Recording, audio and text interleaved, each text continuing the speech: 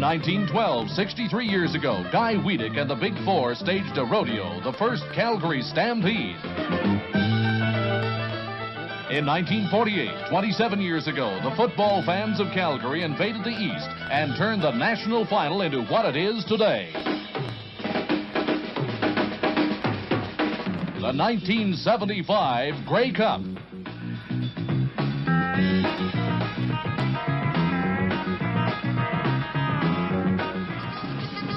Live from the Stampede City of Calgary, it's the Eastern champions, the Montreal Alouettes, and the Western champions, the Edmonton Eskimos, in the 1975 Grey Cup. I'm Ernie Afghanis at McMahon Stadium, along with 33,000 excited, enthusiastic fans this afternoon. And you know, this is the largest crowd ever to watch a football game on the prairies. The city of Calgary celebrating its 100th birthday and hosting its first Grey Cup. And over this past week, thousands of Calgarians and many thousands of visitors from across the country have joined together to prove what a real festival is. And the best is yet to come.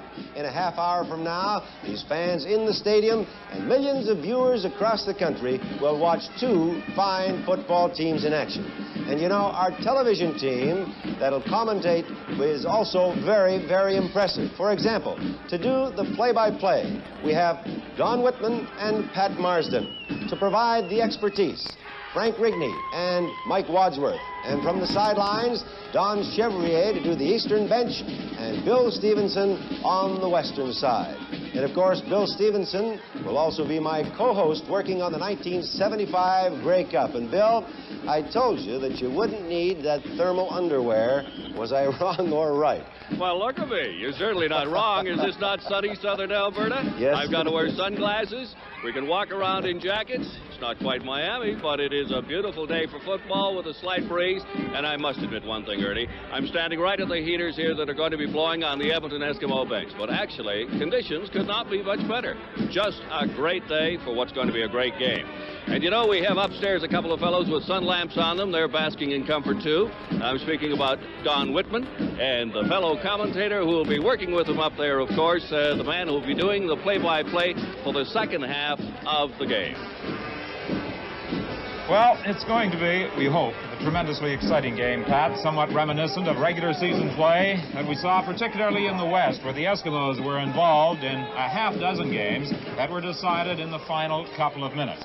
Perhaps the most exciting game of the entire season involved these two teams in the 23rd of September when Dave Cutler kicked a last-second field goal that gave the Eskimos a 31-29 win. And maybe that's why so many people are suggesting, Whit, that the Eskimos are favored for this ball game. But, you know, when you talk about the Alouettes, they're so inconsistent, you never really can tell what kind of a contest they're going to be able to put forward. For instance, we started in July, our first game of the year. They went into Hamilton and won in Hamilton. They went back home the next week and lost to Saskatchewan. I would say this much. They're a very well-coached club. They really want to win this game. I think it's going to be a classic.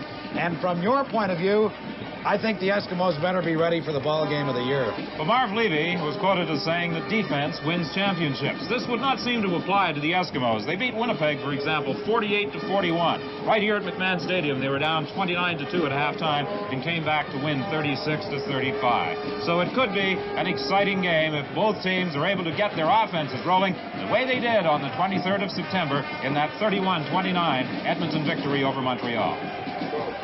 All right, Don and Pat, and you know, during every Grey Cup game, the Eastern and Western champions are represented by two fine bands from across the country.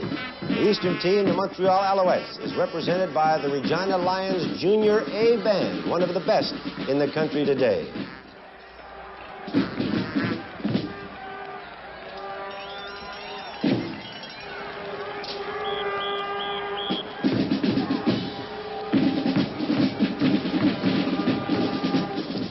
Bandmaster for the Lions Junior A Band from Regina is Mr. Robert Mossing, and he has a total of 125 musicians. It's a concert band. It was formed in 1946. The youngest is 12, the oldest 19. And this band had an overseas tour in 1974, won a gold and 3 silver medals at the World Music Festival in Holland, 2 silver and 2 bronze at the festival in England. And it was the official band of the Western Canada Games held in Regina this past summer.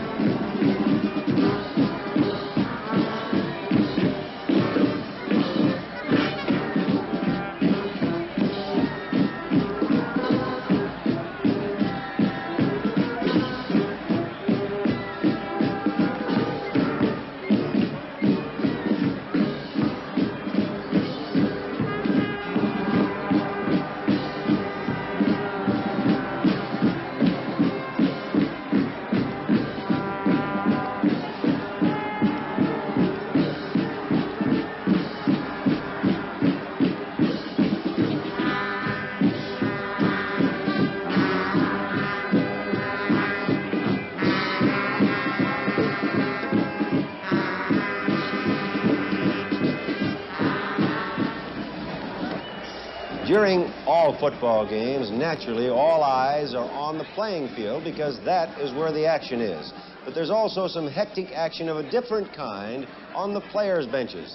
And Don Chevrier will be at the Montreal bench, and he has his own personal camera. How about that, Ernie? And this camera is going to follow all the reaction for you. Injuries that may occur on this cold day here at McMahon Stadium. I'll tell you, Bill Stevenson can keep his coat off all day. This one is staying on. The wind down here is swirling around. We're in the sunlight, but indeed, it's a cold November day in Calgary. The main thing is that field is dry and should be in excellent shape to give us a fine football game between the two. Well, the Alouettes won it last year, of course, in the rain in Vancouver by a score of 20-7 over the Edmonton Eskimos. And, of course, the man to talk to was the coach, Marv Levy of the Alouettes, about defending the Grey Cup championship he won in '74. I talked to Marv earlier today.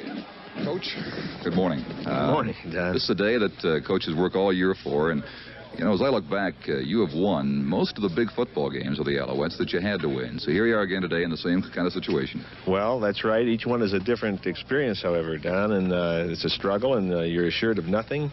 If we have done, just as you say, won the big ones, it's because of the type of man we have in our football team. I think we have a team with a lot of character. We're playing another fine team today, so let's find out what happens. I hope we can win another one of the big ones, as you say. You said it before, the defense is going to win it for you. Do you still feel that way right now? Well, I've always said I felt that defense wins championships, and it's going to take a tremendous performance from our defense in order to stop what I feel is the best offensive team in Canada without question. And then execution. Well, block and tackle, the same old things win games. It isn't strategy or tactics or tricks or men in motion. If you block and you tackle, you're going to win. Coach, good luck this afternoon in defense of that Grey Cup championship. Thank you, Don. Montreal coach, Marv Levy. And you know, football is a very complicated game that moves quickly, and it takes real knowledge to point out those intricate parts of the game. Well, our expertise today is provided by two former great CFL stars, and they know how to tell you all about that very important information. Frank Rigney and Mike Wadsworth. Well, Mike, you know, all the conversation this week is centered around Larry Highball and Johnny Rogers, but I think you picked out a fella on that defensive unit from Montreal that should be important this afternoon. Well, Frank, you've heard Coach Marv Levy say it many times that he believes defense wins championships. One of the most important figures in that defense will be number 72, Carl Cornell, the middle linebacker. Edmonton, of course, has a strong inside running game and also likes to throw that short curl in and hook pattern. So that Carl Cornell from his middle linebacking position will be a central figure defensively.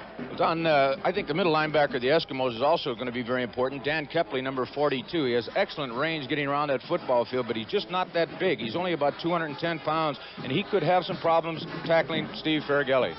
Frank, when you come right down to it, you still have to put points on the board. One fella for the Montreal Alouettes who might not be talked about as much as Johnny Rogers or Peter Delariva is number 36, Larry Smith.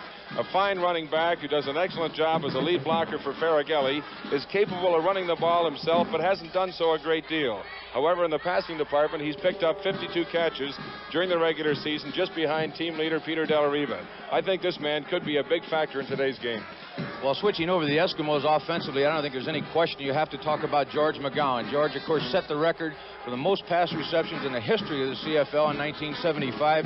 He's, of course, number 76, and the cornerbacks and the rest of the deep backs of the Montreal Alouettes are certainly going to have to watch for George McGowan. He was the outstanding player in Canada 2 years ago, and he's really the key to the Edmonton Eskimo offense, in my opinion. Think there's any chance they can cover him just one-on-one? Not really. We'll have to see, Frank. Earlier, you saw the Regina Junior A band representing the Montreal Alouettes from the east. Now we're going to see the band representing the Edmonton Eskimos, the Western champions. It's the Edmonton all-girls marching band called the Ambassadors.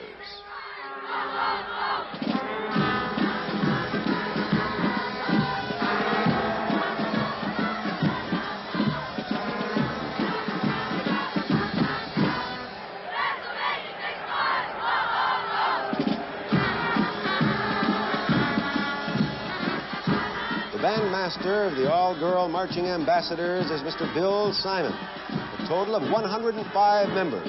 It was formed in 1966 by parents who still support the group. The youngest 11, the oldest 18. They toured Holland in 1974 along with Germany and Belgium, and in 74 won the gold at the World Music Festival in Holland. Then they toured the United States and won the overall award at the California Festival. And in Kelowna, they won the overall championship in 71, 72, 73, and 75. The Edmonton all-girl marching ambassadors.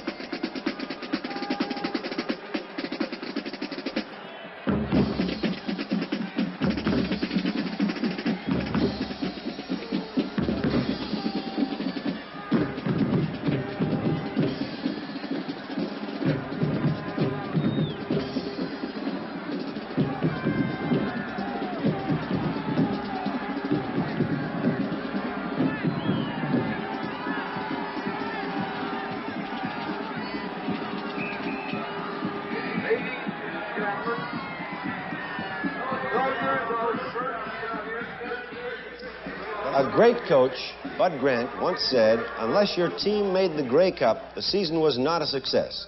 Coach Ray Yock of the Eskimos, who once played for Bud, feels much the same way. This is his third consecutive Grey Cup final. And earlier, Bill Stevenson had a chance to talk to him. Bill? Coach Yock, you said that your club is stronger than it was last year going into the Grey Cup. Could you tell us why? Well, we felt like we had an improved football team over last year, basically because of personnel changes that we've made. In addition to Mike Fink late in the year, stabilized one of our corner positions. Wayne Mathern getting back in the lineup. Dan Kempley, Tom Laputka, those type of people on defense. Offensively, of course, getting George McGowan back for the whole year definitely has helped us, and we've got more maturity. We've got another year of experience offensively. Our kicking game with Cutler has always been good. Probably the one area where we're hurting a little bit right now and throughout the season has been when Gary Lefebvre got injured, not only his receiving ability, but his punting ability, and that's something we're a little uncertain of right now. Well, Coach, you're going into the big game in just a few moments from now. Can you tell us, is there added pressure for a Grey Cup game than, say, over an Eastern Final or any other major game such as this? Oh, I would think that there's a little extra pressure, Bill, but if you've been here a few times, you get used to it, I guess. I don't know if the butterflies ever really get out of your stomach, but it's a great game, and it's going to be a good game, and may the best team win. Good luck, Coach Yock. Thank you. The Eskimo coach, Ray Yock. Now, here are the officials for the 1975 Grey Cup game, as appointed by the commissioner of the CFL, Jake Gadar, and the director of the referees, Hap Scholdice. Now, the referee is Bill Fry, number 32. The line umpire, Harold Ferguson, number 22 from Edmonton. The back umpire, Lorne Woods, number 38 from Ottawa. The head linesman is Ross Perrier, wearing 16. He's from Toronto. And the field judge is Merv Pilling, number 42 from Calgary. While the standby official is Jim Lysak, number 27 from Regina. The officials for today's game. You know, during any football game, the isolation director is very, very important. He's the man who anticipates the play and tries to isolate the man who will be involved in that next play. Dr. Kenny Nielsen, a former great Bomber star, one of the fine receivers in football in his time, and also a Shenley Award winner, is our man in the truck. Let's see what his working area is like. Many of the cameras out there today will be shooting the action live, but we have 4 cameras positioned in various spots on the field that will be concerned primarily with isolated replay. For example, this is George McGowan from the low-level end zone camera. And from the elevated end zone camera, have a look at Johnny Rogers.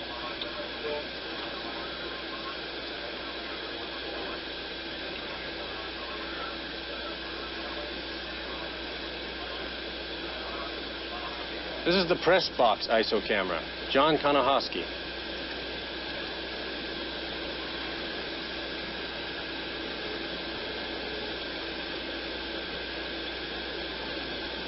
And from the low-level sideline camera, you can get right in on the action with Steve Ferragelli scoring a touchdown.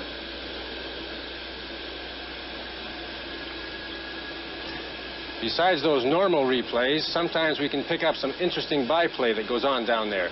This is John Konahosky and Dushinsky.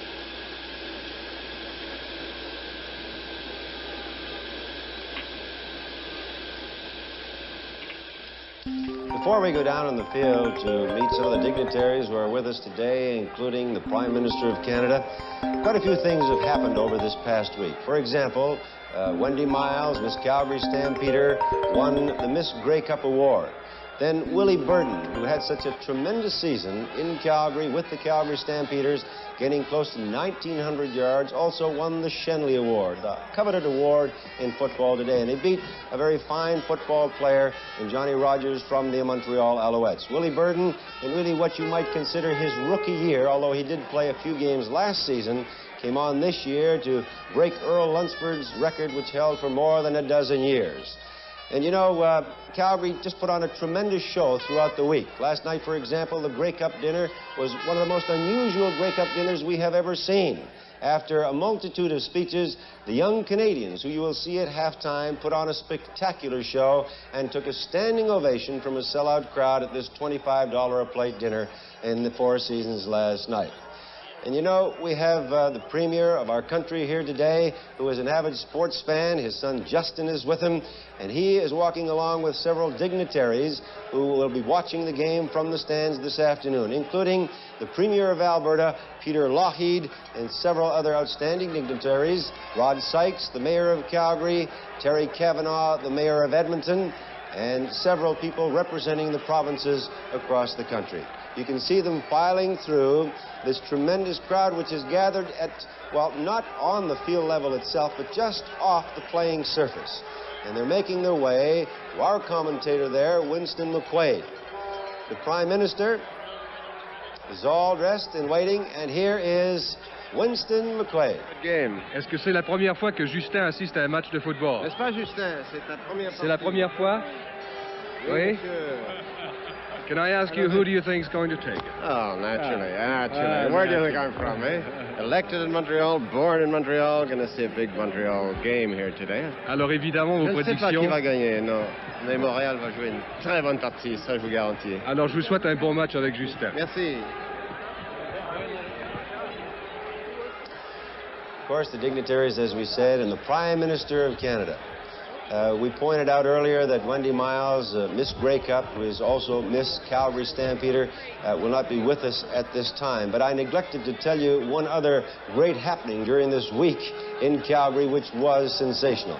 Rick Folk from Saskatoon, a fine curler, defeated Bill Fry from Winnipeg to win that centennial Calgary curling spiel, which is actually called the Grey Cup spiel by most people. He won 11-5, so Rick took home $10,000 in what has been called the most spectacular, best curled bonspiel in the history of the game.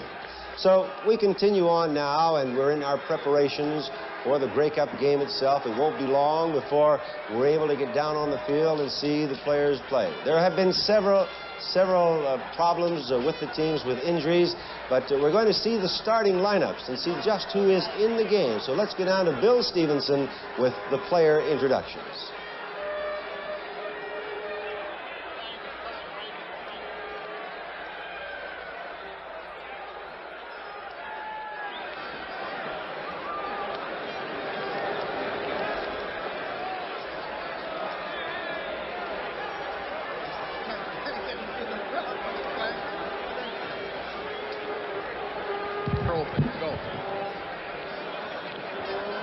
And now, introducing the starting offensive lineup of the Eastern Conference champions, the Montreal Alouettes.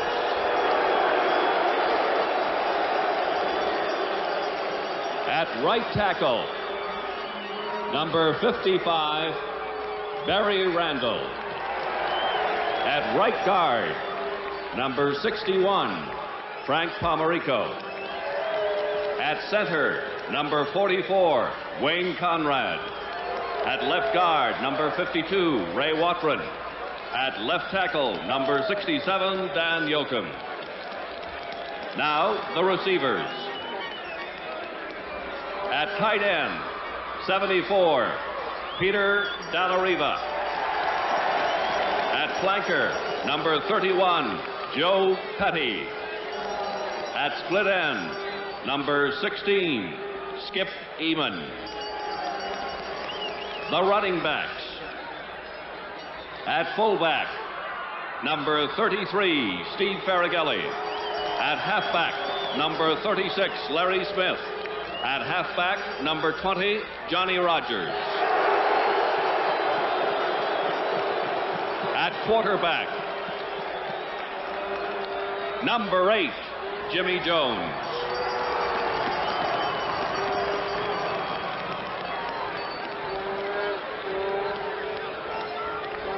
And now, the head coach, Marv Levy. And his coaching staff, Dan Sakanovich, Rod Rust, and Gene Gaines, wearing number 22. And now, the rest of the Montreal Alouettes.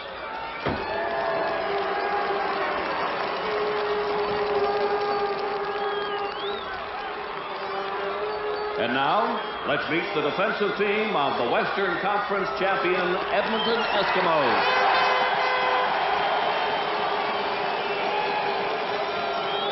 The defensive line. At right end, number 55, Ron Este. At right tackle, number 61, Tom Laputka. At left tackle, number 65, Dave Fennell. At left end, number 62, Bill Stevenson. The linebackers. At right linebacker, 44, Rob McLaren. At middle linebacker, 42, Dan Kepley. At left linebacker, 30, Dale Potter. The defensive halfbacks.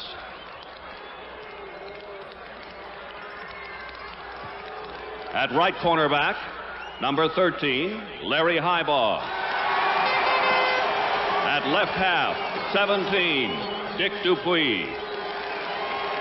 At safety, number 18, John Farlinger. At right half, number 8, Wayne Mathern. At left corner, number 22, Mike Fink. And now, the head coach, Ray Yock. His coaching staff, Babe Cassia, Vic Rapp, and Leo McKillop have already gone upstairs to the spotting booth. And here are the rest of the Edmonton Eskimos.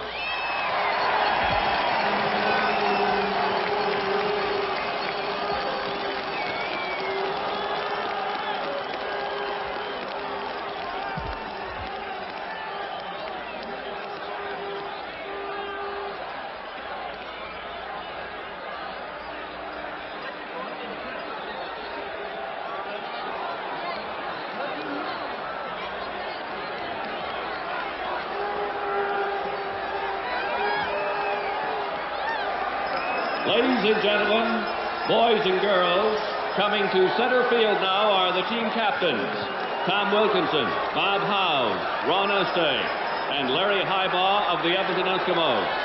And for the Montreal Alouettes, Barry Randall, Mike Widger, and Rudy Florio.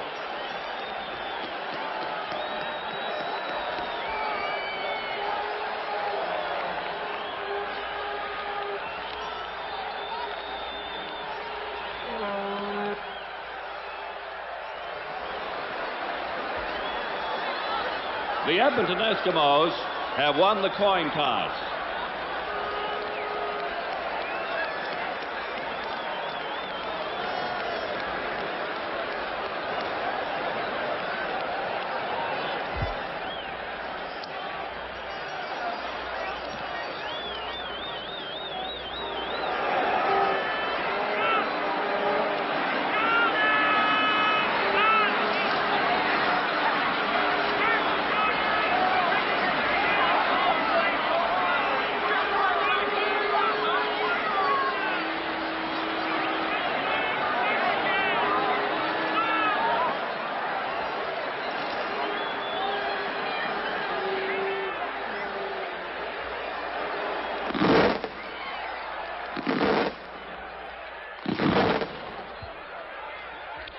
Ladies and gentlemen, boys and girls, we would ask you to stand now and join the young Canadians in the singing of our national anthem, O Canada.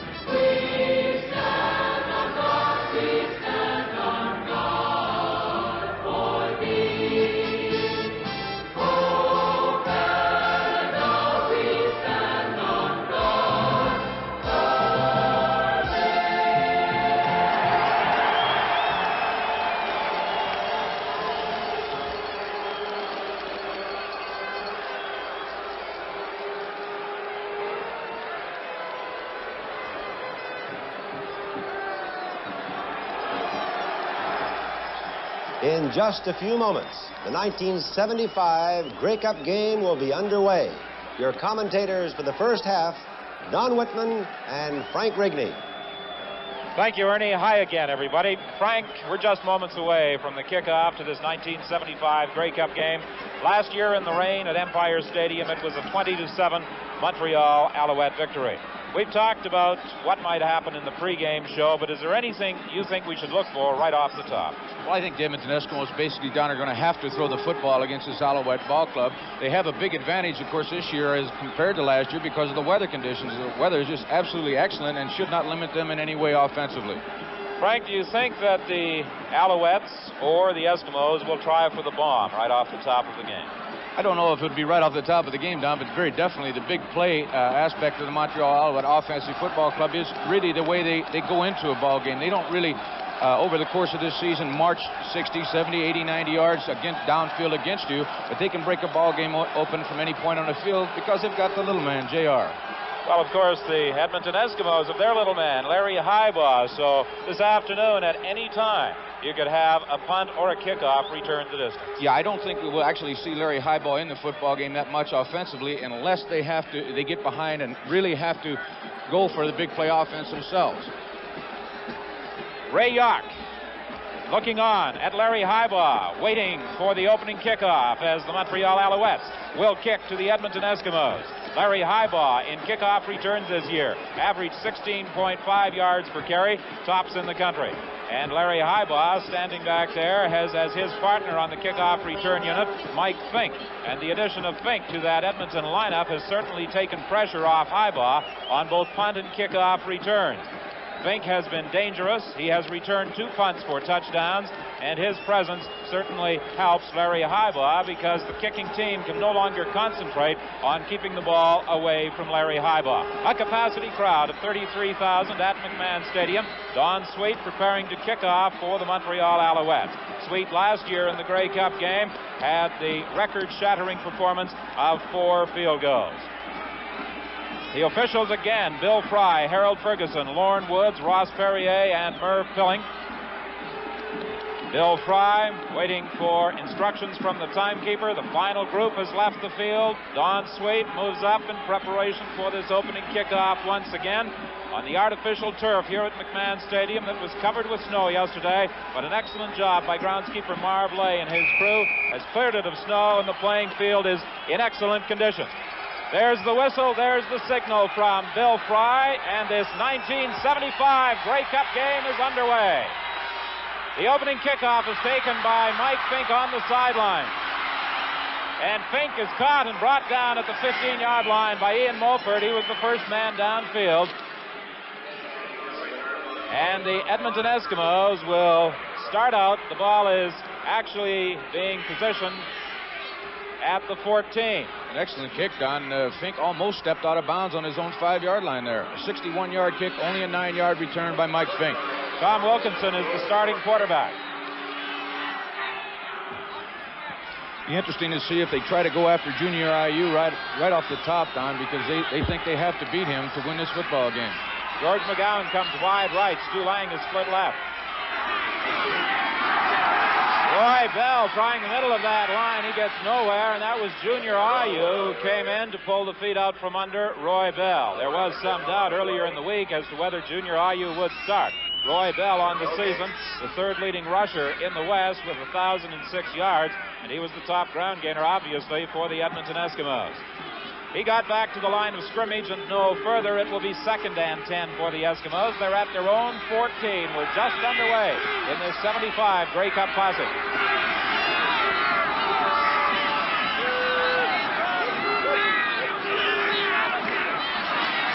Wilkinson throwing to his tight end, Tyrone Walls, and Walls has the first down as he drives it up to the 27. Tackled there by the corner linebacker, Wally Buono.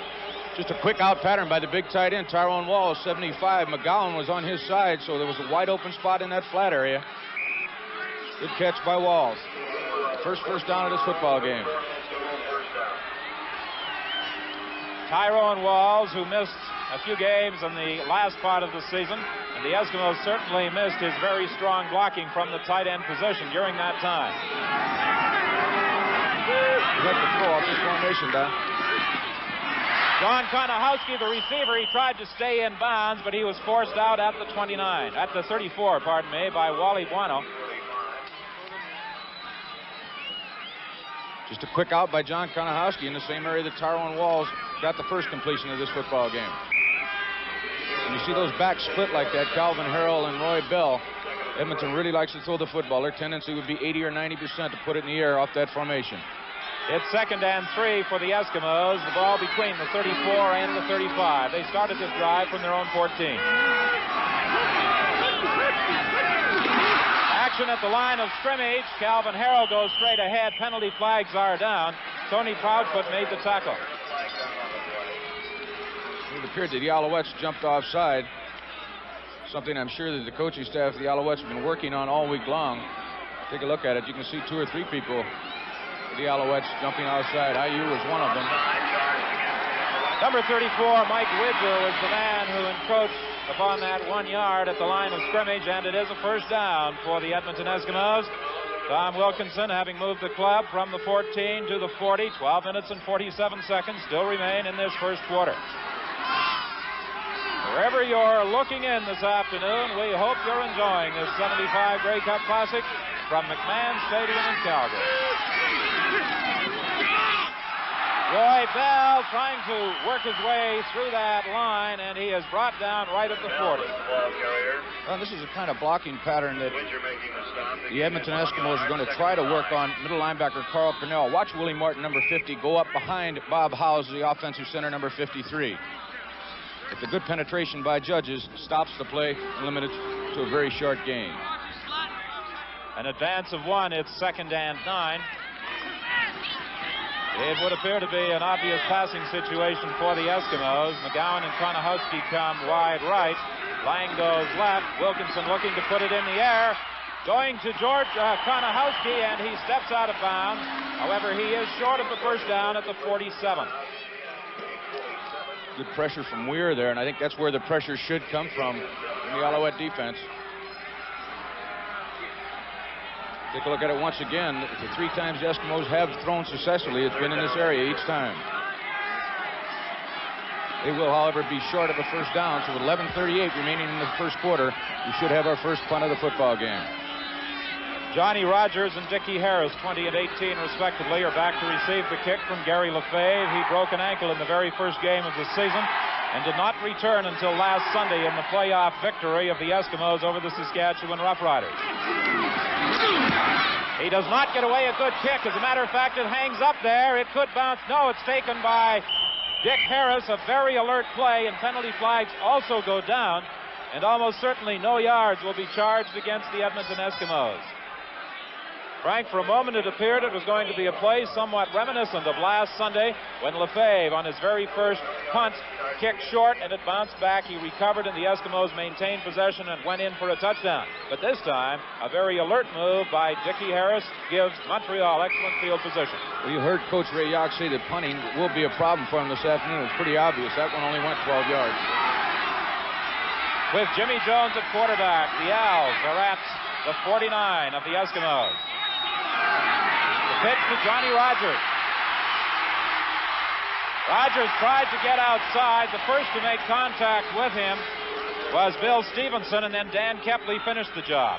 Don, they're bringing everybody they can. Watch Steve Farragelli leading the play here for Johnny Rogers. He picks up Wayne Mathern, number 8, the defensive back for the Eskimos.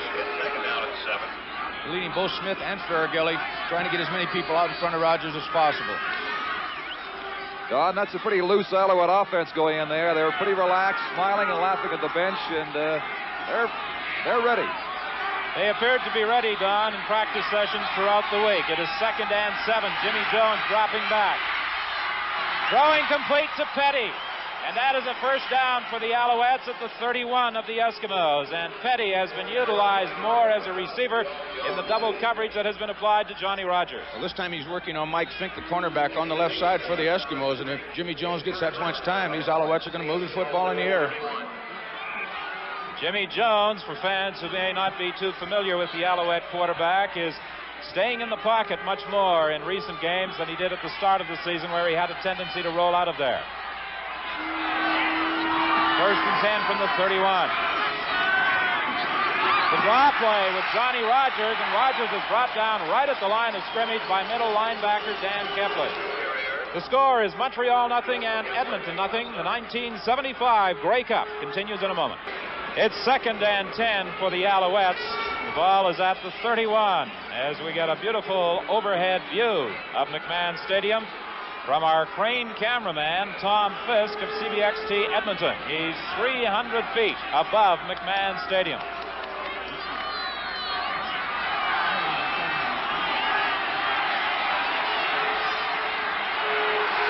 .39 is the time left to play in this first quarter. Action at the line of scrimmage. Penalty flags are down. That little swing pass to Larry Smith, and he's forced out of bounds by Wayne Mathern. Don, it appeared to me that right tackle Barry Randall and Peter Della Riva were in motion prior to that ball being snapped.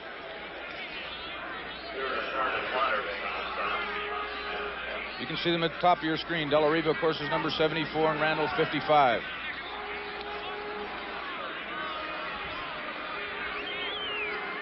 Frank and Don Smith a little shaken up on that play, but he's staying in there.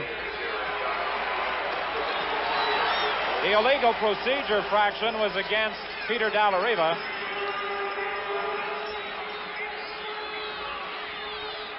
The Eskimos declined the penalty as the gain by Larry Smith was only about 3 yards. Don Sweet, who is the hero for the Alouettes in '74 at Empire Stadium in Vancouver, moves in. He kicked 4 of them, you'll remember, last year. Jimmy Jones will hold on the first field goal attempt in '75 from the 35. He has the advantage of a favoring wind. The kick is up. It is good. And the Montreal Alouettes move in front of the Edmonton Eskimos by a score of 3-0.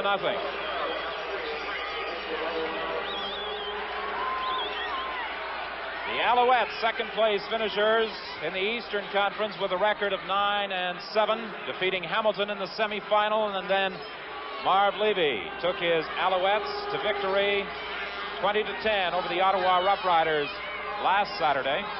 The Eskimos finished first in the West. We alluded earlier to our crane camera. There it is. And that's the view that Tom Fisk has from 300 feet above McMahon Stadium. Frank, I wouldn't want to be up there. No, sir. This is high enough for me right here.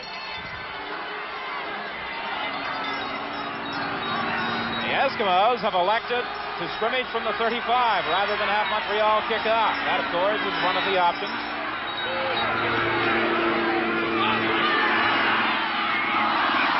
I believe that was intended for either Roy Bell or Calvin Harrell, but Junior Ayu may have fouled things up, Frank.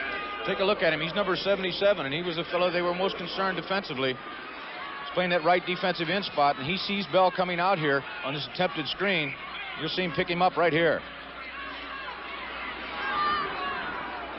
Ayu was voted Defensive Player of the Year in the 74 Grey Cup game, and he is off to an impressive start here in 75. It's 2nd and 10 for the Eskimos from the 35. Wilkinson with that roll action to the right, down the sidelines, and it is complete to George McGowan for a first down. They'll position the ball at the 48, a gain of 13. Don, I don't think you're going to see that very often. They had Gene Gaines man-to-man on George McGowan there, and I don't really think Gaines is going to be able to cover him. They're going to change their defenses up, obviously, throughout the afternoon, but that was man coverage. You see McGowan working against Gaines right here. Well, we never did see Gaines, but I saw Gaines covering him from about 3 or 4 yards away. From the 48, it's a first down for the Eskimos with 8:05 remaining in this first quarter, and Montreal leading 3-0. Calvin Harrell gets the call, and he fights his way to midfield. Wally Buono made the tackle.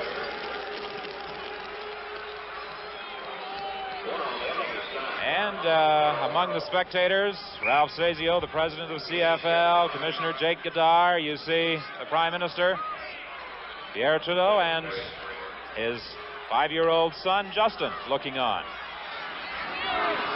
Prime Minister, in the pregame interview with Winston McQuaid, indicated which side he was pulling for, the Montreal Alouettes. The pass to George McGowan is going to be just a little short, I would think, of that forward marker. He was forced out by Dickie Harris, and Tom Wilkinson obviously felt that his progress had carried a little further. George was a little upset where they spotted that football as well. They needed to get to the 51-yard line of the Alouettes for a first down, but they're obviously going to be short by about a yard. Bill Fry now conferring with Tom Wilkinson. Creates the first major coaching decision, whether the Eskimos will gamble on third down here with 7:28 remaining in the first quarter.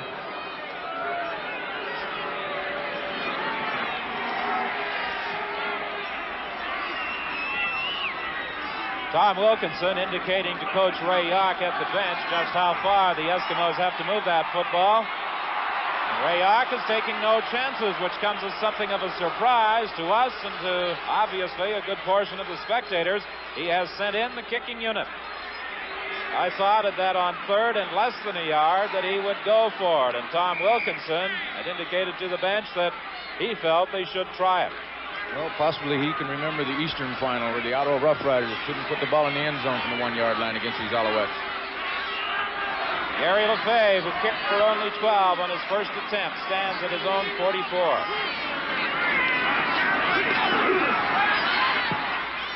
A better kick this time. It's taken by Johnny Rogers. Good coverage by the Edmonton Eskimos. Tom Towns was downfield to make the tackle, and obviously they've been working on coverage. The score is Montreal 3 and Edmonton 0. The 1975 Grey Cup continues in a moment. Don Whitman, along with Frank Rigney, Ernie Afaganis, Don Chevrier, Bill Stevenson, Pat Marsden, and Mike Wadsworth at McMahon Stadium. This 75 Grey Cup Classic. And the Alouettes will scrimmage 1st and 10. The ball is at their own 23.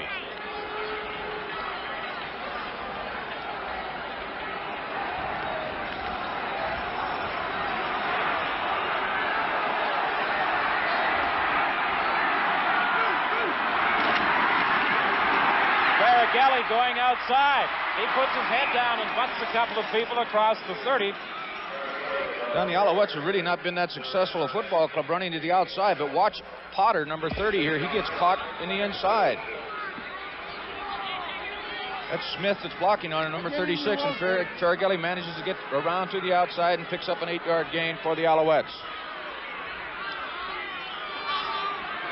It's 2nd and 2 from the 31.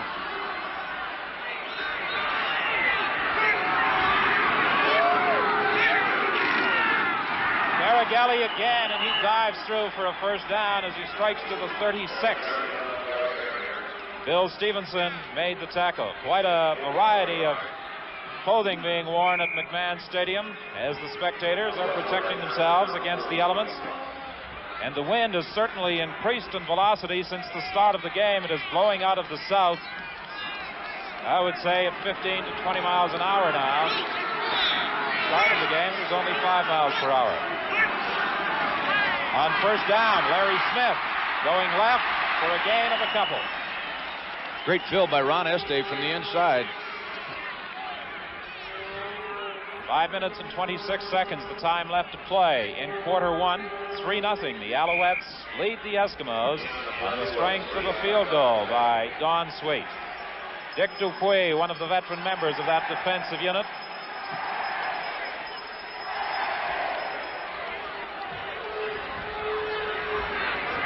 Second and 8. Ball is at the 37.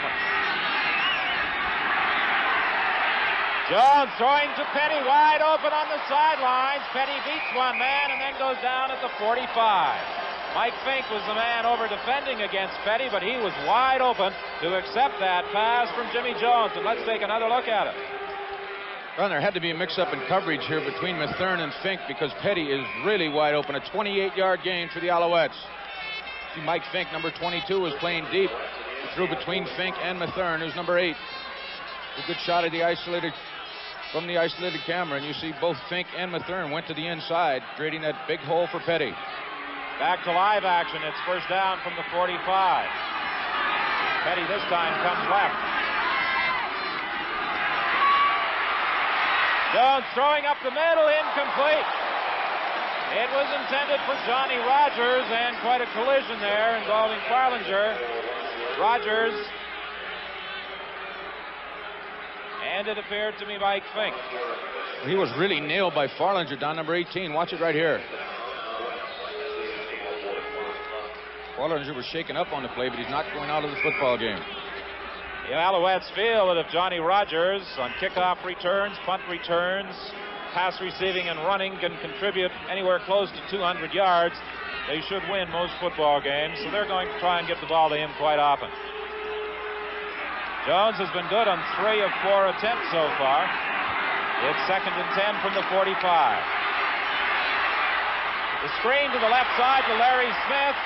Lopatka made an excellent move to break it up. Conrad was trying to block on him, but Lopatka just got to the ball carrier to upset him at the 40. Watch Tom Lopatka on this play. He's number 61, of course, a former Ottawa Rough Rider, and he reads it extremely well. He was working against Watron, and he comes from behind Smith to limit the gain to 5 yards.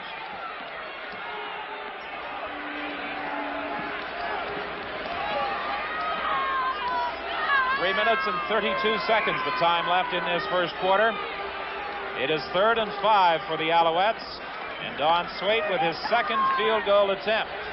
If this keeps up, he may well shatter his Grey Cup record of 4 set last year in Vancouver. This one from 47 yards out. It is good. And the Montreal Alouettes lead the Edmonton Eskimos 6-0 with 3 minutes and 11 seconds still to play in this first quarter. Right now, let's find out what's happening from Bill Stevenson. Well, what's happening is that we have got the queen of the Grey Cup with us, Wendy Miles, Miss Stampeder, and Miss Grey Cup. Wendy, how have you been enjoying Grey Cup week? Just super. This is my first Grey Cup game ever, and I'm just having a terrific time. Well, I know that you're a Stampeder fan, but who are you cheering for in the Cup? Edmonton. Well, let's hope that your team comes out on top and you enjoy it. And by the way, is it cold up in the stands? No, it's very warm. Very warm. Well, we'll let you go back up in the stands. Congratulations, Wendy, and let's go back to the ball game. Thank you very much. Indeed, a very pretty young lady, Bill, Miss Grey Cup. Roy Bell, the ball carrier, picking up about 3 yards, tackled by Glenn Weir. With 2:49 remaining in the first quarter, the score is Montreal 6 and Edmonton nothing, and the 1975 Grey Cup continues in a moment.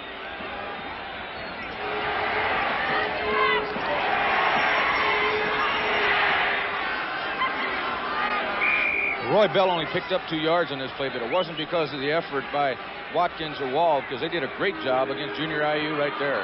He's, of course, number 77. It's 2nd and 7 for the Eskimos. Wilkinson with that roll action right again, throwing complete, this time to Lang on a crossing pattern, and that's the first down for the Eskimos at the 50.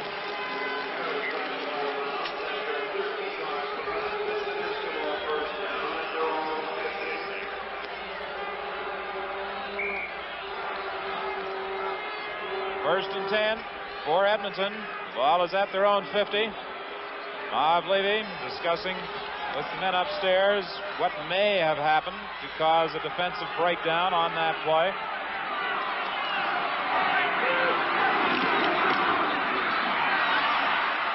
Roy Bell puts his head down and gets about 4 with Junior IU in on the tackle for the Alouettes. Take a look at the job that Carl Cannell does right here. He's a middle linebacker, of course, for Montreal. He's working against Bob Howes, number 53, the Edmonton center. Cannell's quite a bit bigger than his counterpart for the Eskimos, Dan Kepley, and he uses his size to good advantage there. The Eskimos moving out on a 2nd and 6 situation. The ball just shy of the midfield stripe.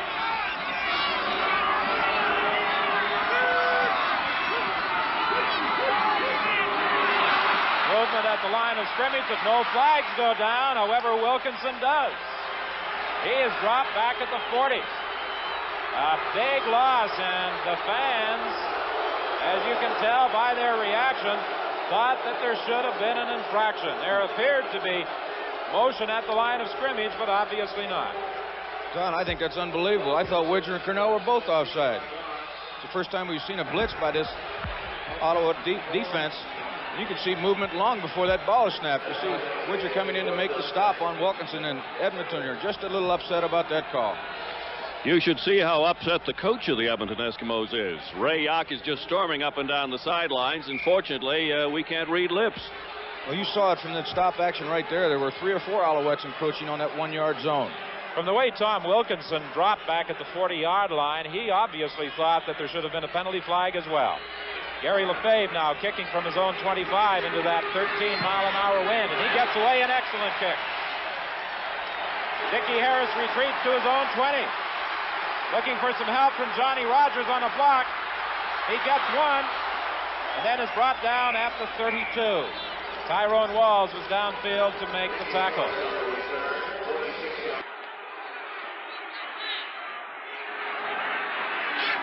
From the 32, it's 1st and 10. Johnny Rogers going nowhere in the middle in the grasp of Tom Laputka. 27 seconds left in this first quarter. It's 6-0, the Alouettes over Edmonton. At the Edmonton bench and also over at the Alouette bench, the players are able to keep their hands warm and their feet warm as the result of special propane heaters that have been installed. This could very well be the final play of the first quarter. Rogers was able to pick up 1 yard. Jones, that swing pass to Larry Smith, and Smith dives forward. He was looking at that far marker, and it appears he made it. They're doing a big job of getting those linebackers, the Edmonton Eskimos, back out of there. You see Della Riva go in motion there, and Smith just circles out of that backfield, and he's wide open.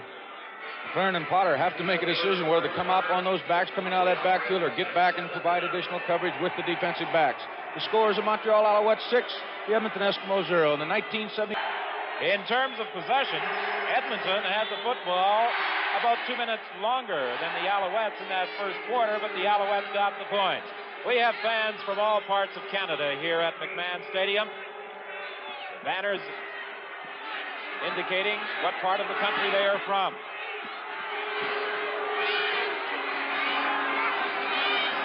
As they change ends, the first play of the second quarter, Faragelli straight ahead. A penalty flag goes down.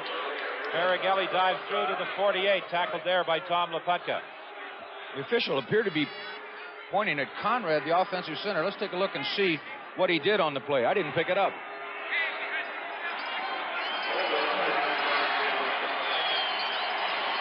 Well, I don't know if that was a holding call, Don. It certainly didn't appear to be against Conrad. I didn't see him holding anybody. Well, one of the officials saw somebody holding Frank. This, by the way, is also Calgary's centennial. It's one of the reasons the Grey Cup game was awarded to this southern Alberta city. Besides that, they've just done a tremendous job of hosting the affair with all the activities of Grey Cup week. It's a repeat of the first down from the 34. Jones on that roll action left, looking for a block. He gets it from Larry Smith and then runs out of room as he's forced out by Dick Dupuis. It's a gain, however, of about 12 yards. Well, this is the best hit I've seen so far in this football game. Watch Dan Yoakum as he works on Dave Fennell, number 65. He absolutely destroys him. He comes back on that counter action as Jimmy Jones rolls out to his left.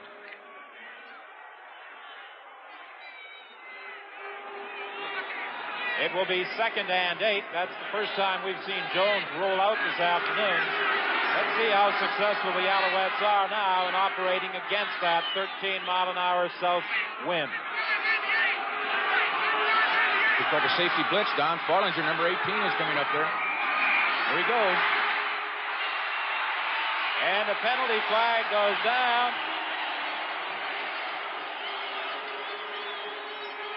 Safety blitz was in effect, as you called it, Frank. While we discuss the penalty down or find out what it was all about, we'll take a look at Farlinger, but Faragelli does an excellent job of picking up the Edmonton safety.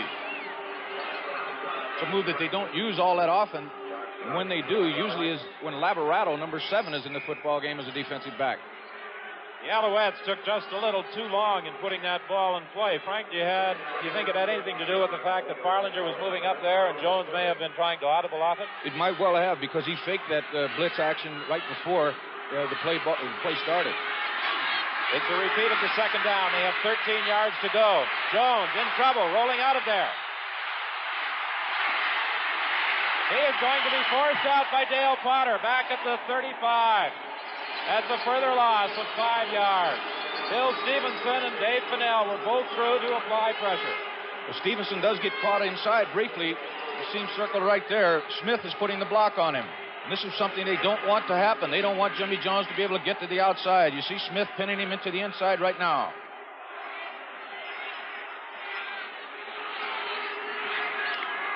Good job by the Edmonton Eskimo defensive backs, covering those receivers, and forces Jones to run with the football and out of bounds. And this is the first time that Sonny Wade has kicked the football this afternoon. He has Mike Fink and Larry Highbois back. He's kicking into that wind, and that ball hangs up there. It bounces to Fink at the 45. A penalty flag goes down, and I think the Alouettes will be charged with no yards.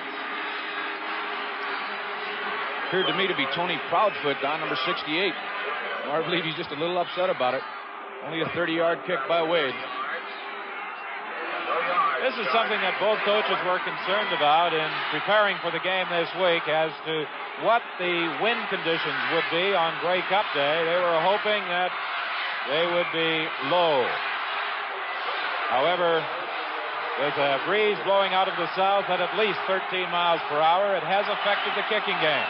By far the best field position the Eskimos have enjoyed so far today. Tom Wilkinson still at the controls of the Eskimos.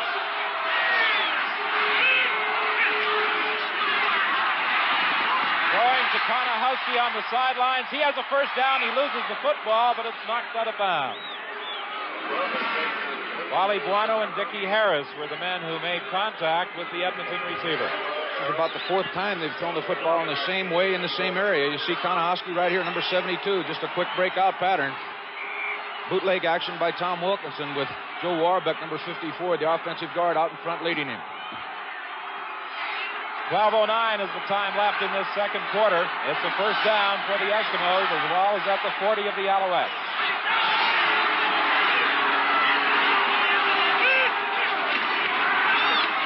Roy Bell hit initially by Finucci. He spun away, but Finucci got help from a number of other people. That's Mike Fink at the Edmonton bench. We now look at this 2nd and 9 play.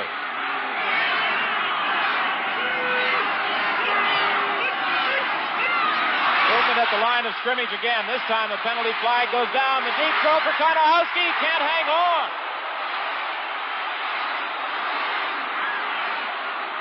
He was in behind Tony Proudfoot, but he couldn't hang on. See the offside. Judges number 75 clearly encroaching in front of that line of scrimmage. Konahowski should have had this football.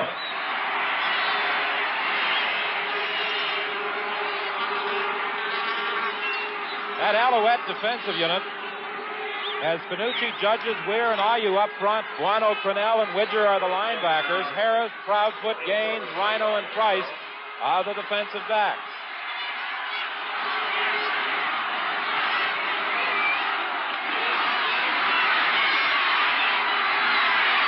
Knocked down by Dickie Harris, intended for John Konahowski once again. Did a good job on the play, Don, because he was actually covering George McGowan. He just came back to help out. It is now 3rd and 4 for the Eskimos, and into the game comes placement kicker Dave Cutler. Rather interesting to watch Cutler come onto the field of play. He always leaves the bench and runs onto the field at the 35-yard line. I asked him once if he was superstitious. He said, no, not at all, but I'm not taking any chances. How do you believe that? A guy runs onto the 35 every time and he's not superstitious? He's kicking this one from the 40. And that number represents the number of field goals he kicked this year in regular season play, and that one is good. For fans who may not be too familiar with our Grey Cup venue, McMahon Stadium is located on the western outskirts of Calgary. It's a facility owned by the University of Calgary on land leased from the city of Calgary for 99 years. When that lease expires, I don't think too many of us will have to worry about it.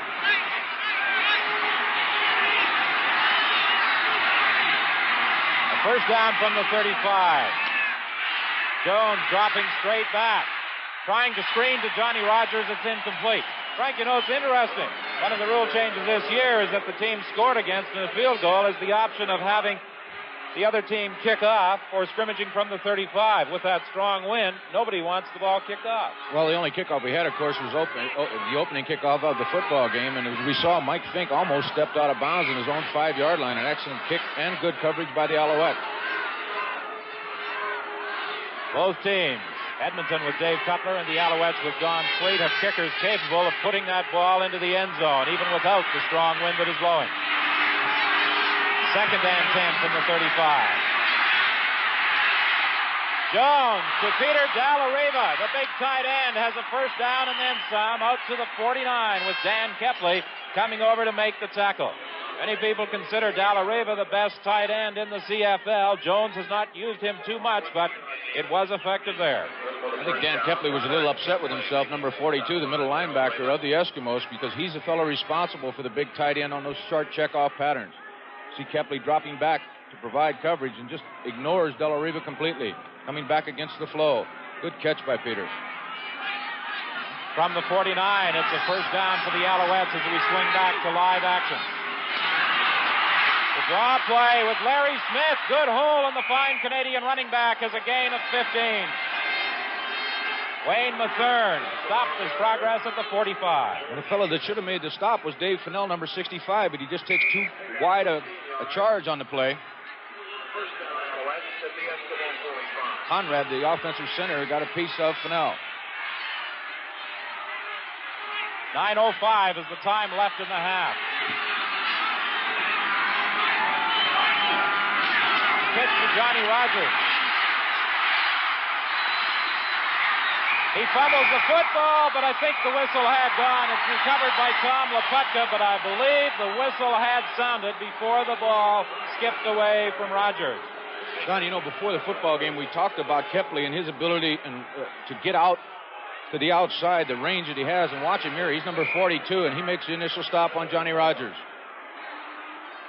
Good block by Smith on Dupuis right in front of the ball carrier, Rogers. And that was a close call. Junior Ayu, the defensive star of 74.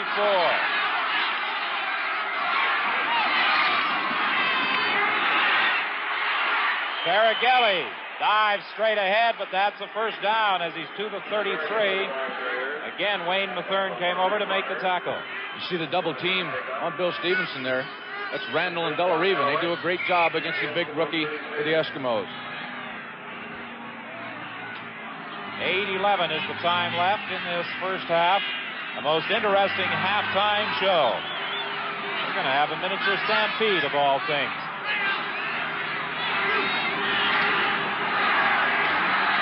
A swing pass to Larry Smith on the sidelines. He is forced out of bounds at the 27 by Mike Fink.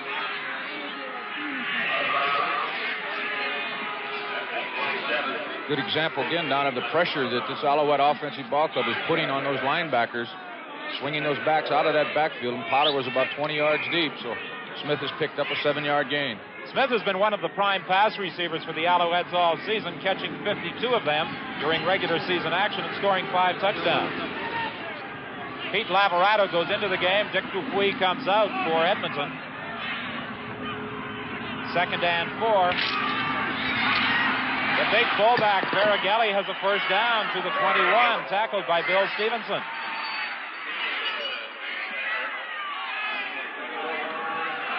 We have another timeout, and the score is Montreal 6 and Edmonton 3, and the 1975 Grey Cup continues in a moment. For obvious reasons, these young ladies are referred to as the cuties. And there's another cutie, Miss Grey Cup, Wendy Miles. She's doing a little babysitting job this afternoon for our Prime Minister, holding 5-year-old Justin Trudeau. A first down from the 22. Jones with that roll action left. Rob McLaren does an excellent job defensively, forcing Jones out for a loss, perhaps, of 2. Don, this is something Coach Ray Yox told us before the football game they might have to do, and that's bring that linebacker to the strong side when Jones rolls out. The defensive end's just got a terrible job trying to contain this fellow. When he gets outside, he can run with the football. Jones initially may have been looking into the end zone for Johnny Rogers. However, with McLaren in hot pursuit, he had no alternative but to step out of bounds for a loss of 2 at 2nd and 12, back at the 24. This is the deepest penetration either team has made against the wind. Incomplete. And Peter Dellariva is protesting that he was tripped up by John Farlinger. And I think that's worth another look, Frank. But Don, the first thing we're going to look at, though, is the pressure that Ron Este applies on Jones, because this is the closest they've come to getting to the Montreal quarterback. He's working against Dan Yoakum, number 67, and gets rid of him right there at the 30-yard line. He hits Jones just as he releases the football. Now take a look and see if it was interference.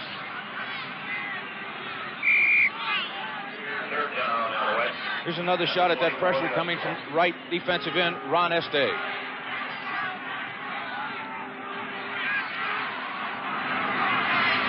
Don Sweet, who is 2 for 2 in the field goal department with his 3rd attempt of the game, and it is wide this time. Larry Highbaugh in the end zone, trying to get outside of Mike Finucci. He does, and then he runs it out of bounds. So it's a single point for the Montreal Alouettes, and they now increase their advantage to 4. They lead 7-3 with 6:15 remaining in the second quarter. Ron, I really didn't like that play by Highbaugh, running around back in that end zone with a football. He had no chance at all of getting out of the end zone. He's taking a chance on fumbling the football.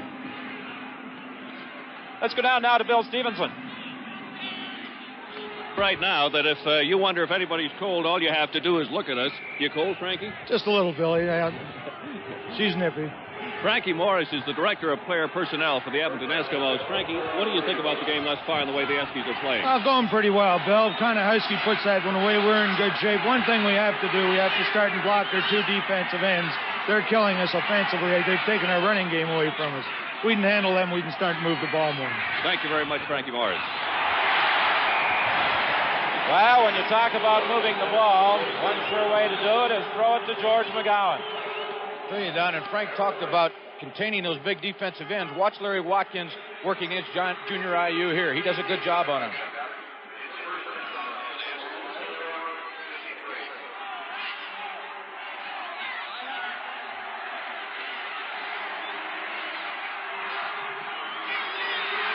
The live action, it's a first down at the 53. Roy Bell inside. Again, has his progress halted at the midfield stripe by Junior IU. A very poorly run play, Don, and I'll show you the reason right here. Watch Willie Martin. He's trying to cross behind Bob Howes, the offensive center, and they get caught up together.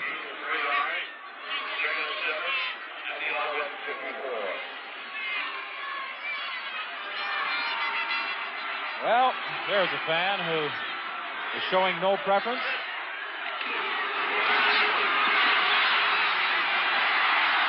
Intended for Konahowski. Tyrone Walls was also wide open.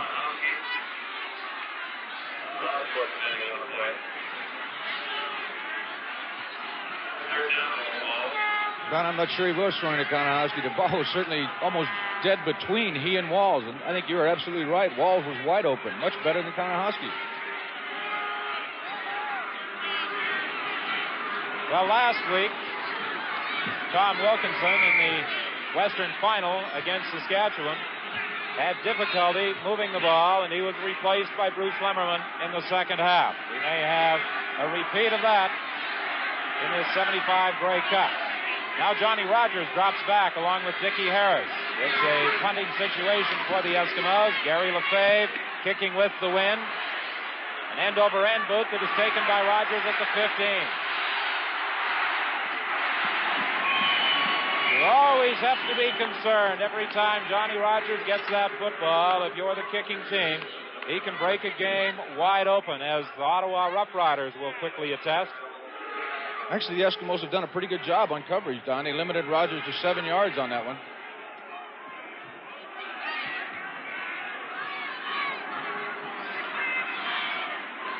Four minutes and 13 seconds remaining in the first half.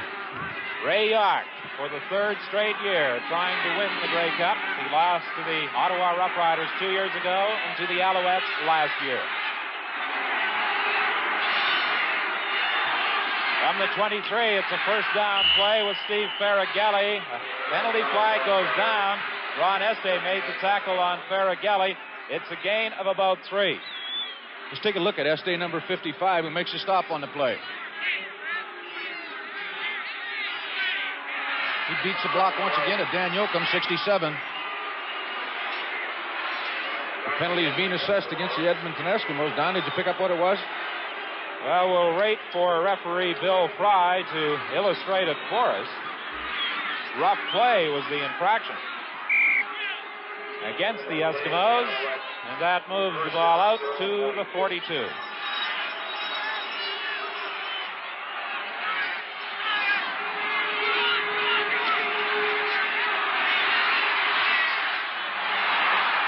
Faragelli was all by himself at the 48. Frank, that Montreal offensive line has given Jimmy Jones all sorts of time to throw. We've only seen one occasion where he's had any pressure by Este at one time, and he's having a lot of success throwing to those backs coming out of the backfield. It's been Smith most of the time, but Faragelli on that occasion. Ball is now at the 48 of the Eskimos. It's a first down for the Alouettes. They lead 7-3.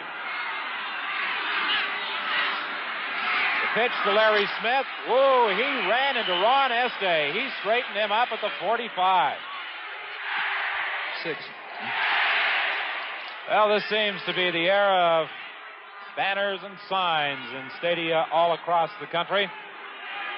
There's messages supporting both sides and even teams that are not involved in Grey Cup activity. On second down, Jones throwing incomplete. It's intercepted. Picked off by Larry Highbaugh. He is upset by Dallareva at the 40. It was intended for Johnny Rogers. We see the pressure coming from Dan Kepley, 42, the middle linebacker of the Eskimos. The first time that we've picked up a blitz in this quarter by the Eskimos. First turnover in this football game. A 15-yard interception return by Larry Highbaugh. And the Eskimos now have a first down. The ball is at their own 40.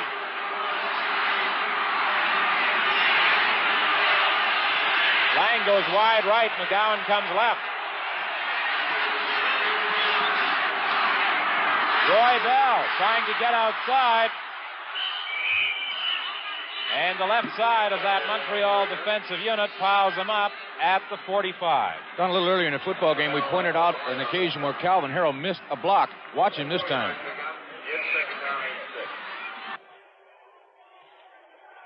Takes on Wally Bono and drives him back about 6 yards. That's really been the key all year long why Roy Bell has been successful in running the football.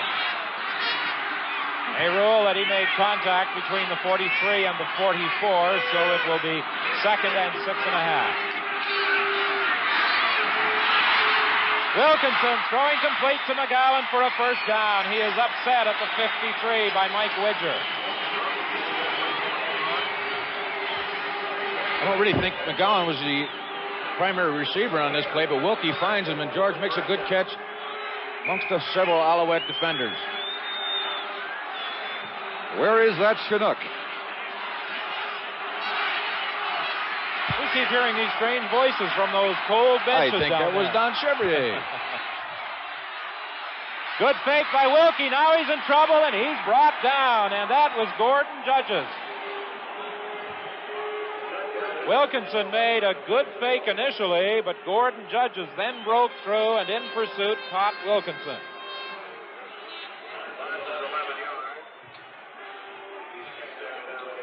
That's Larry Highbaugh, the man who intercepted the pass intended for Johnny Rogers to give the Eskimos possession in the dying moments of this first half. But now it's a 2nd and 20 setup for the Eskimos. Ball is at the 42.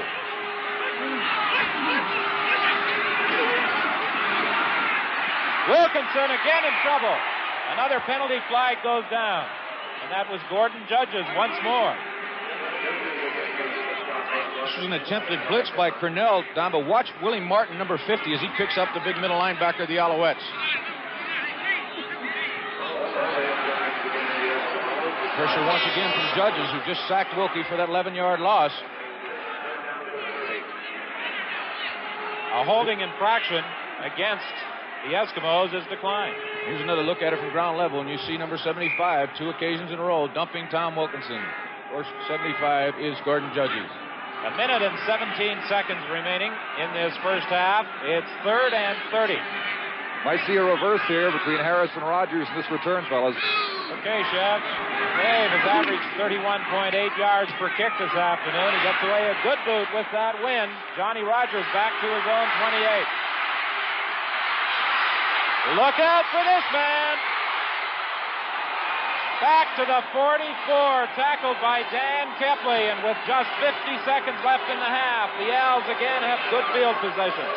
And the key block was provided by Proudfoot, number 68. He should appear on your screen right here. Just outside of you. He got a block on Tom Towns, number 20.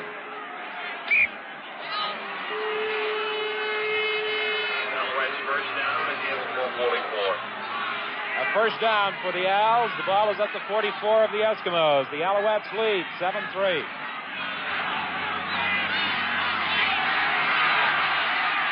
Swing pass to Larry Smith. He managed to hang on, avoided the initial contact by Wayne Mathern, but apparently was forced out of bounds. Whether you notice it or not, gentlemen, it's starting to snow down on the field, and that Chinook that Chevy was talking about, the weatherman Don says it's coming tomorrow, not today. And the most popular spot behind the bench of the Eskimos is the heat tunnel, where the players are now congregating every time they come off the field. They feel like Hawaii, those tunnels. That's a new punt return record for a Grey Cup game for Johnny Rogers, 37 yards. Let's see if the Alouettes can take advantage. No, Jones gets no chance. Ron Este dropped him for a loss with just 17 seconds left in the half. Well, Este does his job here of containing Jones, and he gets help from Leputka and Dan Kepley from the inside.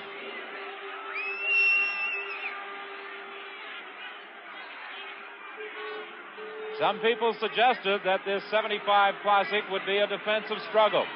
So far, that assessment has proven extremely accurate. Down at 14.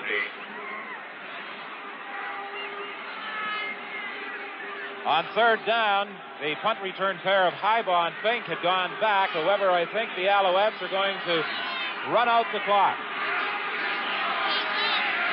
Time has officially expired. Jones going for broke. It's incomplete. And that should be the final play of the half. And it is, with the Alouettes retiring to the dressing room with a 7-3 advantage on a pair of field goals by Don Sweet and a single point by Sweet on a field goal attempt that was wide. The scoring for the Eskimos, a field goal from 40 yards away by Dave Cutler. Hello, everybody. I'm Pat Marsden, and with me is Mike Wadsworth. We started in July, and we're going to wrap it all up today because this is the final game of the 1975 season, and it's been a real good first half, Mike. A good, tough defensive half, as most people anticipated. But now the question is, are they going to open up in the final 30 minutes? Well, I think they're going to have to, Pat. As you pointed out, it's been a long season, so it comes down to this last 30 minutes. I think that the Eskimos, as we pointed out during the course of our highlights, are going to want to come with a greater pass rush to try to prevent the passing of Jimmy Jones.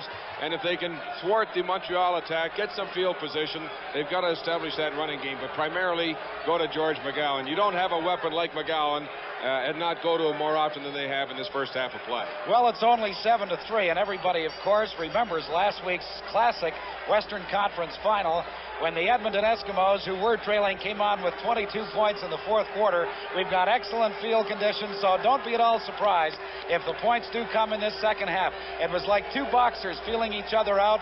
They were trying to just find out what the other one was doing defensively.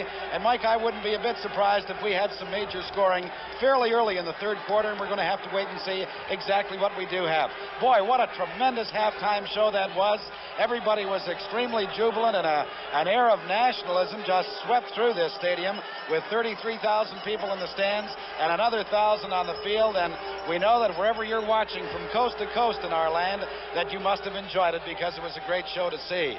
We're just awaiting the return of both these clubs, the Montreal Alouettes, who went into Ottawa last week and were very heavily underdogs in that game, put it all together just as they had done in the semifinal to knock off Hamilton, played extremely well last week, earned the right to the Grey Cup game, and are playing very well at this point. And the Edmonton Eskimos, well, they were the best team in Canada over the course of the year. I don't think anybody can dispute that, Pat, and you know they could so easily have led at the halftime had John Konahosky been able to hold on to that pass. As Frank and I discussed during our highlights, they've been throwing the combination pattern short to Konahosky in behind the clearing patterns of George McGowan. Finally, Tom Wilkinson elected to go for that deep seam pattern to Konahosky. It worked because he was open. The ball was well delivered. But, of course, those things will happen, as you know, from covering these games for so many years. You could just come up with that one drive play that'll be remembered for a long time. Well, there's a look at what happened in the first 30 minutes of this ball game, and you can see Montreal did have a decided edge because of the passing attack that Jimmy Jones was able to generate, 108 yards, and he did find those swing men and also Peter Della Riva for a good gain on one particular occasion. But listen, with a 7-3 score, you got to know that this is going to be tight right down to the wire, and that's we're so pleased to be doing the final 30 minutes of this 1975 season. 10-7 were the first downs in favor of the Alouettes, and this is their kind of ball game. They don't do anything particularly fancy. They just keep coming, and coming. And I was going to point out, Pat, if I'm not mistaken, the Eskimos had won the toss and had the initial election for the first half, so it's now the Alouettes' election. We'll see whether or not they elect to have the win for that fourth quarter. Well, let's go down and see what's new with Don Chevrier. Chef? Just want to say hello to Ron Goodman of CFL Properties, Pat. He's just back from hospital after open heart surgery, and we wish him the very best now that he's back home once again. Pat? Well, thank you, Chevy, and referee Bill Fry has just called the captains to the center of the field because now, as Mike pointed out, it is Montreal's election, whether they want the ball or whether, in fact, they will want the advantage of the wind in the fourth quarter. They're talking it over right now. That decision will be forthcoming, and in case you missed the first 30 minutes of this ball game, it was 7 points for Don Sweet on 2 field goals and a single point, and a 40-yard field goal by Dave Cutler, and that's the way it stands, 7-3 in favor of the Montreal Alouettes. The Edmonton Eskimos will be receiving the ball to start the third quarter. The Montreal Alouette defensive unit, which did such a good job huddling on the far side, and now they are set to go. And though it is an excellent day for football in Calgary, it's not Fort Lauderdale. Well, Coach Marv Levy obviously has great faith in his defense because in this third quarter, with the score being so tight, he's elected to give the Eskimos both the wind and the ball. That, of course, being because he wants that win factor in the fourth quarter. Well, it worked very effectively for Coach Ray Yock. So really, last week in that Western Conference final, he made the same decision. And now as we look, it is Larry Highbaugh, number 13 at the top of your screen, and number 22, Fink, to return this kickoff from Sweet, who will kick it away from the 45-yard line. 33,000 people know that all the action is going to come in the final 30 minutes. Charlie Turner stands on the sideline. He will be there when the Alouettes prepare to put the ball into play from scrimmage. And the pressure will be on the Montreal defensive unit, and we'll talk about them after we see what happens with the kickoff in this second half. Well, we saw when they kicked off initially the great coverage they gave to it at the top of the first quarter. We'll see if they can equal that kind of coverage here. Let's see now if Sweet elects to go deep because the speedsters are there in Highbaugh and Fink. He squibs it down. Roy Bell has it at the 30. And again, good coverage by that Montreal Alouette defensive unit as Tony Proudfoot was there to wrap him up at the 36-yard line, and that's where the Edmonton Eskimo offensive unit will take over. Only a 35-yard kickoff, but even more important, just a 6-yard return. And in at quarterback to start this third quarter of play, Bruce Lemmerman, as he came on in relief a week ago in the Western Final. Let's see if Lemmerman can get the Edmonton Eskimo offense moving. Pass is good to the 47-yard line to McGowan. The stop made by Tony Proudfoot, 68 of the Alouettes, and the pickup will be about 8 yards. Well, we had suggested that he's their top receiver and they may want to go to him more often. That's who they went to right away. They have to afford so much room to George McGowan because he's such an outstanding receiver. He just did that little bend out to the sideline and had a good advantage on Dickie Harris to set up this 2nd and 1. Second down. Bruce Lemmerman, number 10, is the quarterback. It's Harrell, 19, and Roy Bell, 14, in the I formation. And the give is to Harrell, who fights his way close for a first down, dropped the ball, Montreal recovered. The first big break of the third quarter. The Montreal Alouettes recover the fumble by Roy Harrell. Well, we saw these same Montreal Alouettes put up a great goal line stand against the Ottawa Rough Riders. And it was the left side of their defensive line that was primarily responsible for that big stop a week ago. Again, it was that left side that hit the running back for the Eskimos, immediately got him off balance and eventually caused that fumble.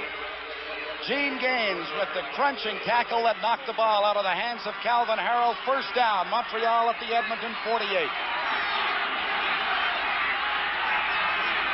Larry Smith in the reverse to Johnny Rogers.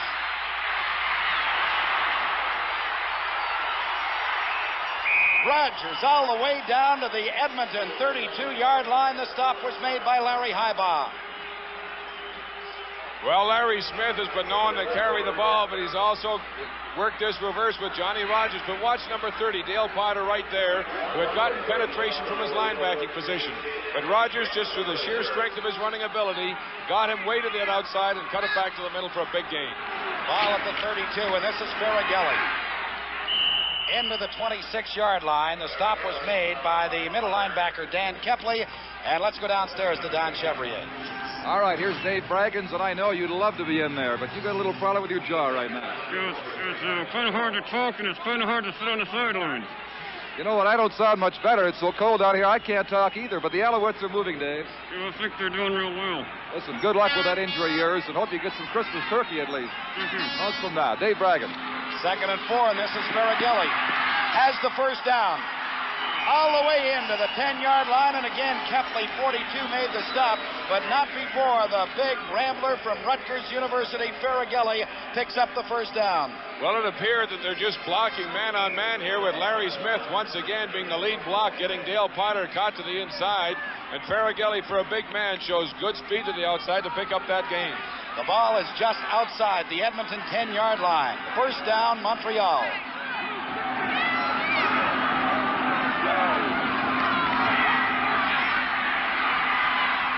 Jones will keep it himself and gets into about the 7 for a pickup of 3. Dick Dupuis did a good job of turning the play in.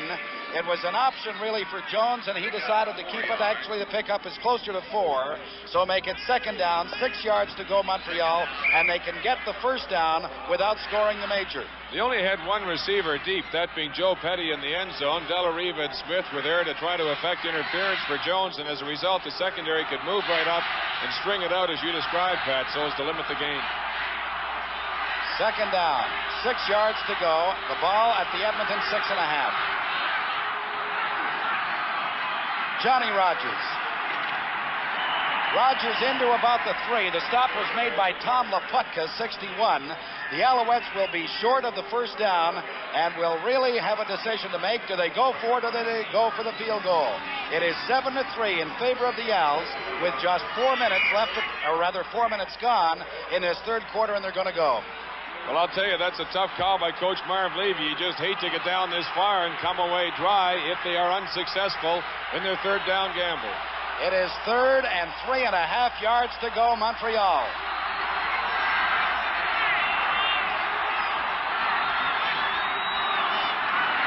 Johnny Rogers dropped the ball, has it again, does not have the first down. Dale Potter knocked him out of bounds. Well, you see that Johnny Rogers on this play is very fortunate to even be able to hold on to possession because he let it go right there. But that Edmonton defense, which has been doing a good job reacting to the outside, forces them out well short. The score is Montreal 7, Edmonton 3. The 1975 Grey Cup continues in a moment. Alouette head coach Marv Levy gambled and lost, but as a result of the fact that the Alouettes did not score the major, they have turned the ball over to the Eskimos, who are in terrible field position at their own 2.5-yard line, and of course they've got to get something going in this third quarter with the win. Which was obviously a big factor in Marv Levy's decision to go, because if they were short, of course, they felt they'd have them hemmed in. We'll see whether the Eskimos can get their running attack, which has been very successful over the course of the season, established here. They like to run between the tackles. Bruce Lemmerman at quarterback in relief of Tom Wilkinson. And he's going to put it up in the air. No good. Intended for McGowan up at the 40-yard line. Lewis Cook and Phil Price over to provide the defensive coverage. Well, they've been throwing George McGowan on those shorter patterns, but we see him do just a little out and up now on Lewis Cook. Actually has the advantage on him, but the ball is overthrown. So it'll be 2nd and 10. Edmonton, the ball just inside their 3-yard line. Montreal leads it 7-3. We've got 10 minutes left to play in the third quarter. Pat, it's now 19 below Celsius here at McMahon Stadium, and it's dropping. And it feels every bit that cold, Chad. Roy Bell on the draw. Good hit by Wally Bono. Carl Cronell had shut it off, and Bono came in with a good jarring tackle to down the ball carrier, Roy Bell, just outside the 5-yard line, so Gary Lefebvre will be punting. Well, you try to get those draws as successful plays to try to take some of the heat off the quarterbacks that the front four of the Alouettes have been putting on. But that linebacking core for the Alouettes, which we suggested initially would be very important in this game, playing very well as they had absolutely corralled Bell and didn't allow him any opportunity to pick a hole. Lefebvre will stand about 10 yards deep in the Edmonton end zone to kick to Johnny Rogers and Dickie Harris.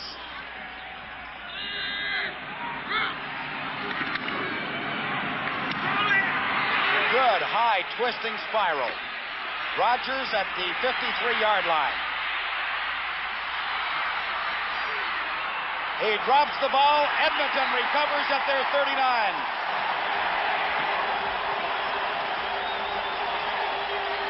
A 47-yard punt, a 15-yard return, and then the fumble. Tyrone Walls recovering for the Eskimos.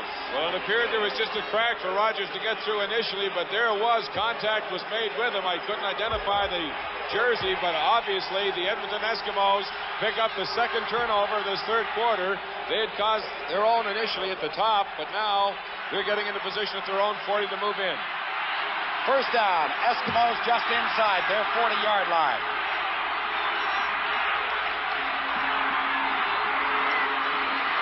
Lemmerman for McGowan, no good. Let's go down to Bill Stevenson. I've got Sam Bretz, the injured linebacker of the Eskimos, with me. Sam, the turnover, and then first of all, that defensive stand at the goal line must really give a club a lot of lift. Well, it's got to, and I think that's the thing that we need right now is to get a little momentum on our side. This is a very big quarter in the game. Going with the win, we need to score some points here. Do you think that Montreal has held a little bit of the play? Yeah, I think they've played a pretty good game. They managed to score some points when they had to win the first quarter. They came back, controlled the ball in the second quarter. And I think that's what you're going to see here, trying to score and control the ball. Well, we'll see what happens from here on in. Thank you, Sam Bretz. Thank you, Bill. The pass is complete at the 53-yard line. Dickie Harris making a big hit on George McGowan.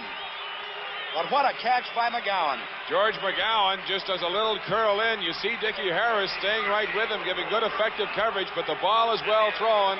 McGowan does an excellent job of holding on this time. Right on the money. Bruce Lemmerman to George McGowan. First down, Eskimos. And McGowan has had a big day already with 6 receptions. The ball is at the Eskimo 54-yard line.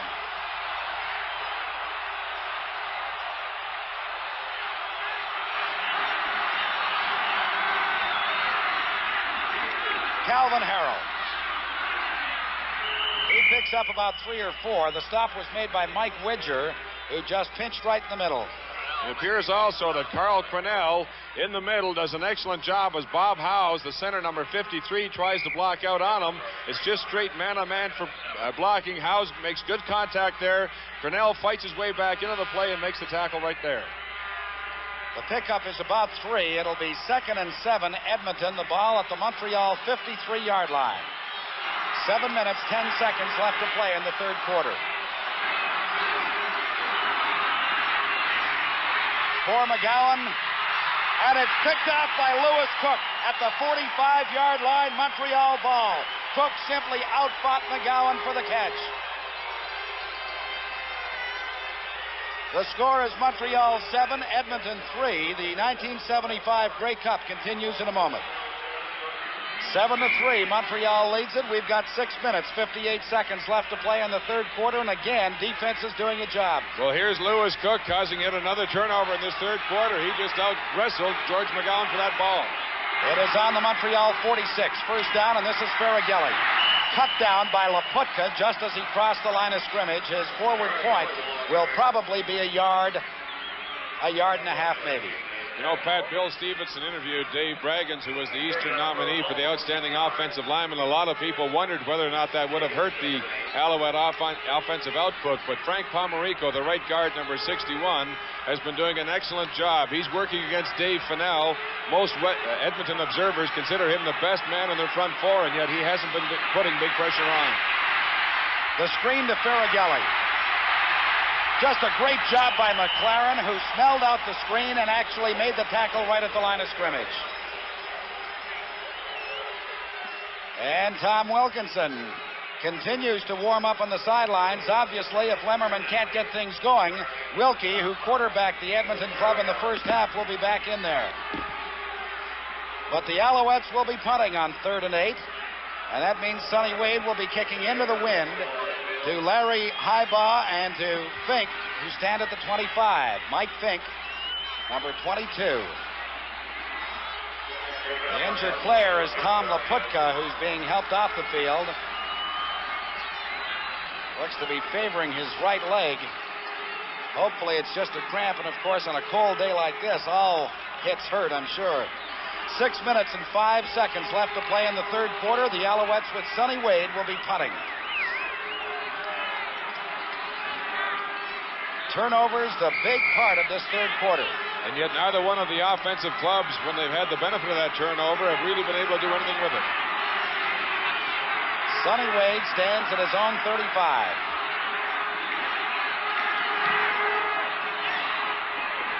Fink on the dead run at his own 35 is nailed immediately by Tony Proudfoot. There are no flags down, although the crowd obviously felt there should have been one. And back upfield, it's Sonny Wade and Dale Potter going at it after the ball was punted away.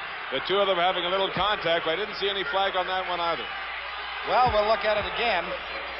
We'll see if we can get Dale Potter coming in here. You see initially with Faragelli, Wade then upsets Potter, and they eventually go at it right there. Sonny Wade for a quarterback is looking a little bit more like Frank Wigney used to. Well, Pat and Mike, we've just been over at the bench. The first player shaken up, Laputka. It is a slightly twisted ankle, so he should be all right. They're working on it now. The toss goes to Calvin Harrell. Good job by the middle linebacker, Carl Cronell, to stop him just about at the line of scrimmage, which was the 35. 5 minutes and 25 seconds left to play in the third quarter. 7-3. Montreal leads it. All the scoring by the field goal kickers. Don Sweet with 2 successful ones, and then one that went for a single point, and Dave Cutler. The pickup was a couple of yards. The ball is spotted right at the 37-yard line. 2nd and 8, Eskimos. They have the benefit of this 15-mile-an-hour win in this third quarter.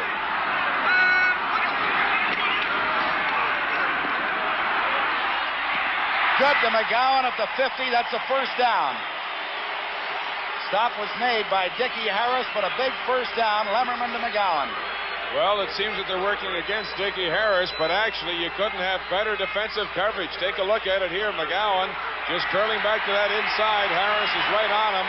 The ball is so well thrown, however, and McGowan's certain with the catch. But all of it, of course, is being stretched out, Pat, because of a penalty. Roughing was the call, and as a result of that penalty, the Eskimos will have excellent field position. First down at the Montreal 45.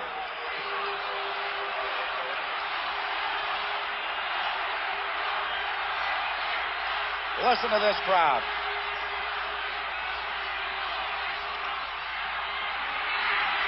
Lemmerman for Lang. He's got it at the 32, first down. Lewis Cook providing the defensive coverage, but it's a big 13-yard pickup. Take another look at Stu Lang and this reception. Lewis Cook is affording him a little room to that outside. As you see there, he was well open on the play. Cook's got great speed. He generally tries to lay back, afford the receiver a little room, and then move into the ball. But Lemmerman got a good hard throw into Stu Lang, and there was no chance for Cook to come back to it. Stu Lang, of course, is the stepson of hockey broadcaster Foster Hewitt, who must be very pleased at that last play. Roy Bell gets to the 30-yard line. No further. Mike Fanucci, the defensive end, just cut him down. So the pickup will be a couple. It'll be 2nd and 8, Eskimos. This, of course, an extremely critical quarter for Edmonton, moving with the benefit of this 15-mile-an-hour win. They've got 3 minutes and 48 seconds left to play in this quarter. It is Montreal 7, Edmonton 3, all of the scoring in the first half. Bruce Lemmerman, number 10 at quarterback. Quickly to McGowan. He's got it for a first down at the 18-yard line, and again in front of Lewis Cook. An excellent call by Bruce Lemmerman, because the Montreal Alouettes were coming with a full blitz up the middle as Wally Bawana will move in beside number 72, Carl Cronell, right there to come, trying to put the pressure on Lemmerman, but he releases quickly on that little out pattern by McGowan. Cook has to be concerned now about McGowan trying to do that out and up pattern. He's had some success going against him short. First down at the Montreal 18-yard line. No good, intended for Tyrone Walls. Tony Proudfoot very nearly picked it off. The score is Montreal 7, Edmonton 3. The 1975 Grey Cup continues in a moment. Take another look right here, and we'll see a little action between Junior Ayew and Joe Warbeck. Warbeck coming over to get that little extra shot into the defensive end. Tempers are starting to flare a little bit, Pat, but they better not lose their poise because penalties in this kind of a game can be so very vitally important. We're down to the final 3 minutes of this third quarter. 2nd and 10, Edmonton at the Montreal 18.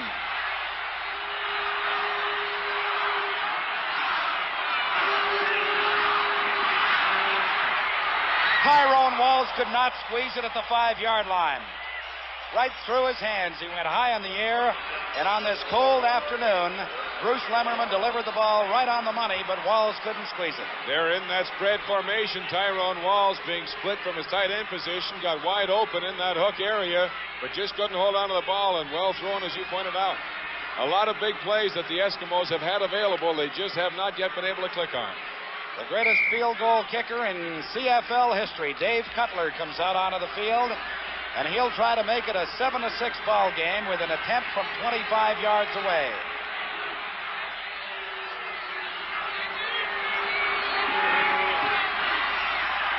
It is good.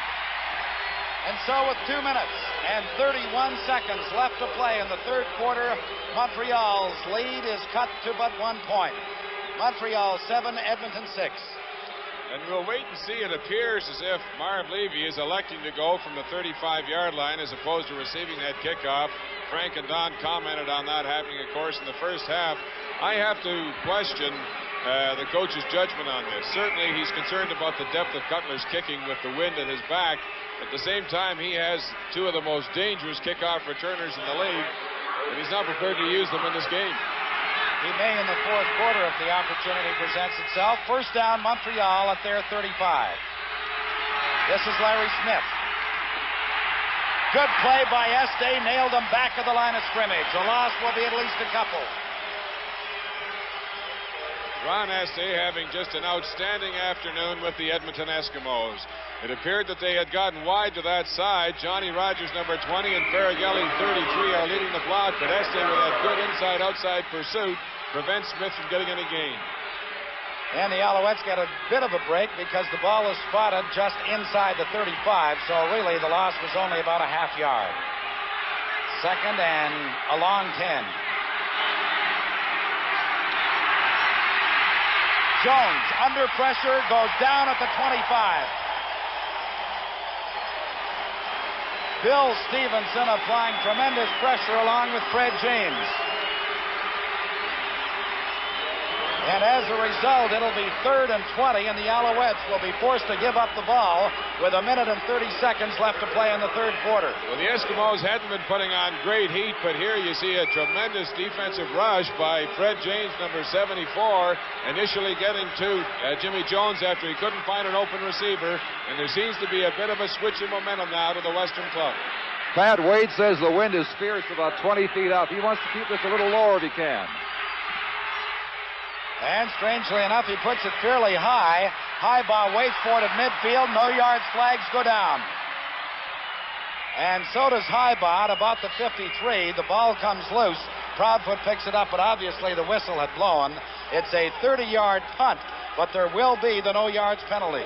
Well, of course, that's the problem with the short punts, Pat. As you know, your punt coverage team will get caught inside.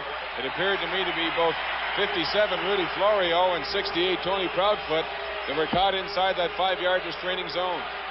Tom Laputka is not going to be able to go back out right now. They're trying to put some padding on it. James will replace him, but Laputka has been using an ice pack to try and get that swelling down, and they're now wrapping his ankle. Roy Bell, nowhere to go, and he goes down right at the line of scrimmage. Junior Ayew, who's having just another big game, upending him right at the line of scrimmage. And so it'll be 2nd and 10 Eskimos. The ball right on the Montreal 45-yard line. We're into the final minute of the third quarter. Montreal 7, Edmonton 6. Bell has carried the ball 10 times for 21 yards today. Lemmerman going deep for Konahowski. No good. Lewis Cook went high in the air to bat the ball away from Konahowski. Again, the ball was well thrown by Lemmerman.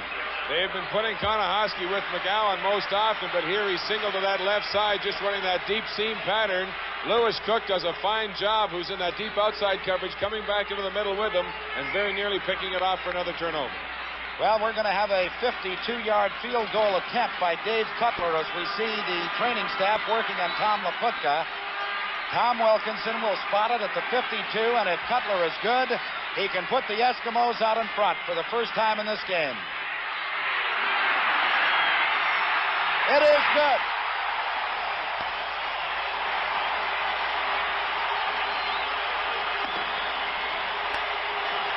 On the final play of the third quarter, Dave Cutler is good from 52 yards.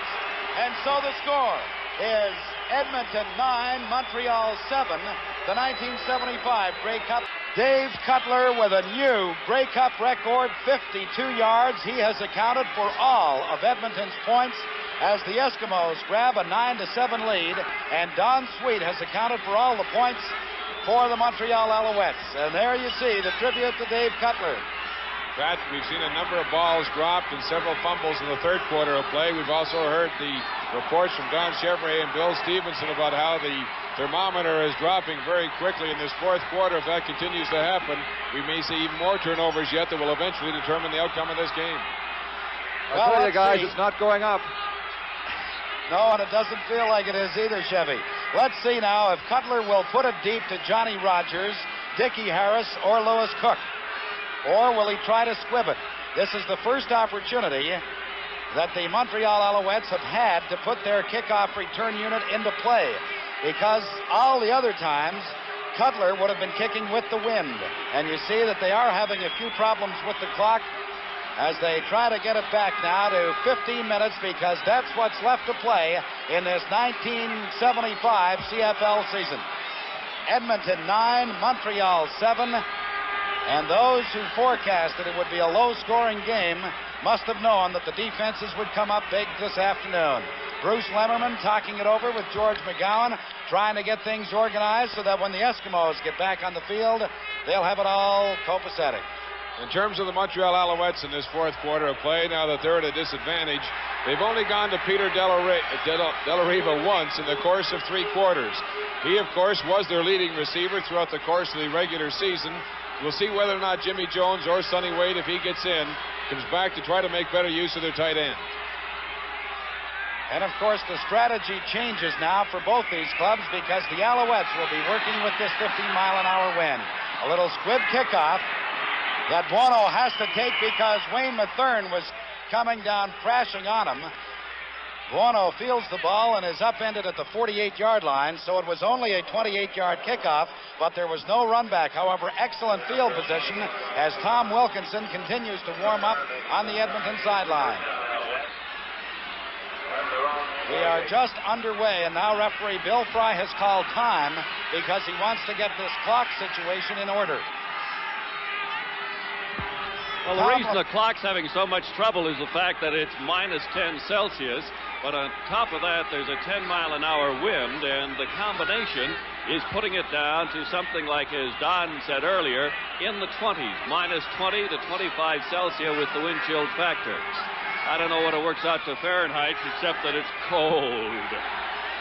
Well, Bill, we're very thankful for the heaters up here, and we can only say we're a little sorry for you down there. Bruce Lemmerman looking on from the sidelines, and also on the sidelines is Tom Laputka, who was injured in the third quarter. Fred James is replacing him at defensive tackle. It is first down, Montreal at their 48. Jones swings it out to Smith. There's a flag down. And Smith is upended by Wayne Mathern after he had managed about 4 yards, but let's wait and see what referee Bill Fry's decision will be on that flag thrown in the Montreal offensive backfield.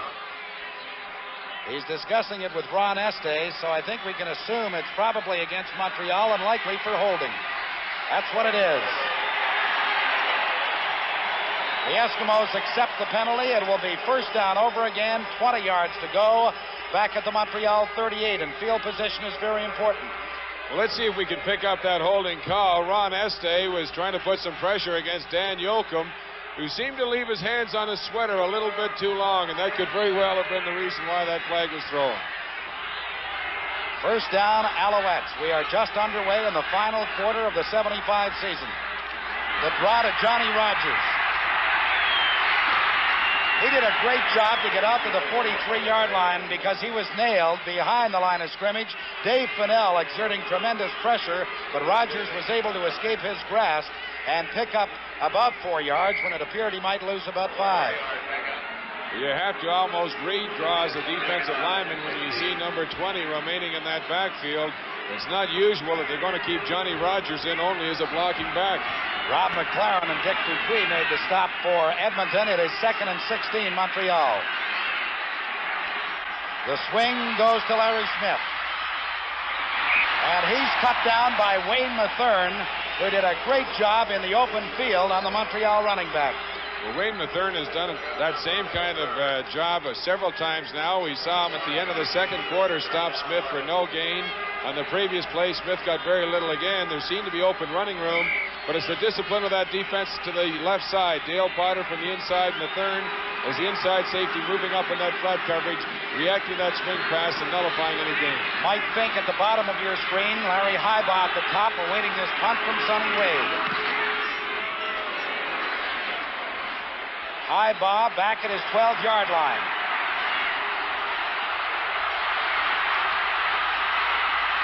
And finally runs out of room at the 23. Joe Petty was down quickly as he had that sideline sealed off. And the Eskimos, after that 50-yard punt by Sonny Wade and the 11-yard run back, will be starting inside their 25-yard line. You know, we've talked so much about the punt return ability of Johnny Rogers.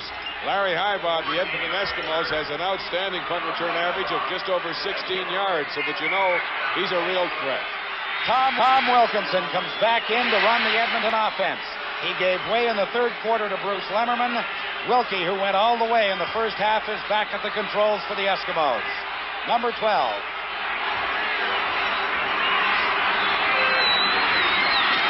Roy Bell, good hold. Has the first down. Phil Price rides him down at the 49-yard line. What a run by Roy Bell. 24 yards to pick up.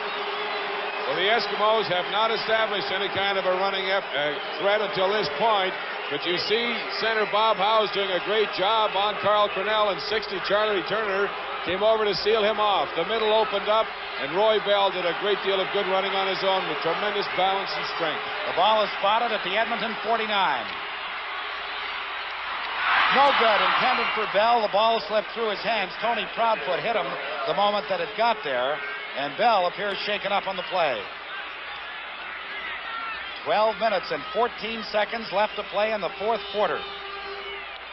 As Bane Norrie goes into the ball game in place of the injured Roy Bell, who is still down on the field right at the midfield marker. And again, it appears to be a leg injury. Well, we can only hope for Eskimo fans and the benefit of this game, too, that such an outstanding performer like Roy Bell will not be out too long. It appears that they're just looking at that right leg area right now. The score is Edmonton 9, Montreal 7, and the 1975 Grey Cup continues in a moment. Well, Pat, if Roy Bell cannot come back in the fourth quarter, it may be a bad loss for the Eskimos. So let's take another look at that play. Well, this is a 24-yard scamper just prior to his injury. That shows how important he is to the offense. It was the next pass play, however, where Roy Bell was the intended receiver. We don't have time to look at it right now, but Tony Proudfoot reacted up very quickly, and you could see how it was that the right knee was injured, and they're working on it there on the bench. Second down, 10 yards to go from the Edmonton 49. Wilkie for Stu Lang, no good. Mike Finucci and Wally Bono putting the pressure on Tom Wilkinson, intending it for Stu Lang, but it was not there. It appeared that Lang had a bit of an edge on the defender, but Wilkinson, because of the good pressure that was there, had to throw on the dead run. And, of course, when you're not planted, you don't have the same accuracy to your pass that you would hope for. 11 minutes and 53 seconds as Johnny Rogers, number 20, and Dickie Harris, number 18, in their respective senior years in college football south of the border, they led the nation in punt returns. Gary Lefebvre stands at his own 35-yard line on 3rd and 10 to punt for Edmonton.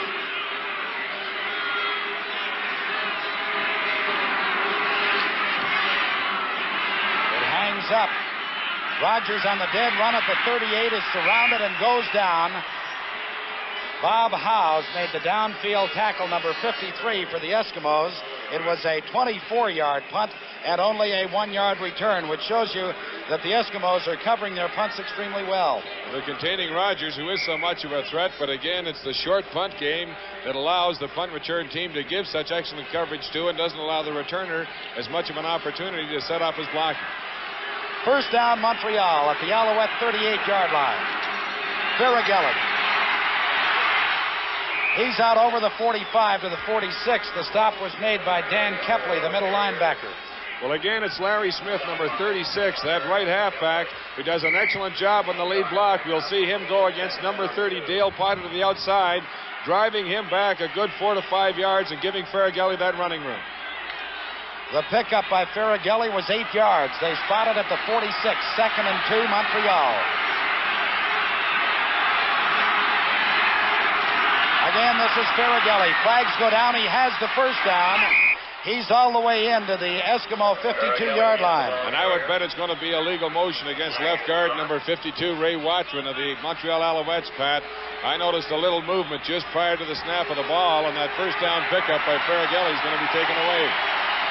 You're exactly right, Mike, and what a big penalty that is, because the Alouettes had picked up the first down, but now they will be 2nd and 7 yards to go. Let's go down to Bill Stevenson. Well, I've got Mike Lambros with me, the injured outside linebacker. Mike, what do you think about the way this game's going?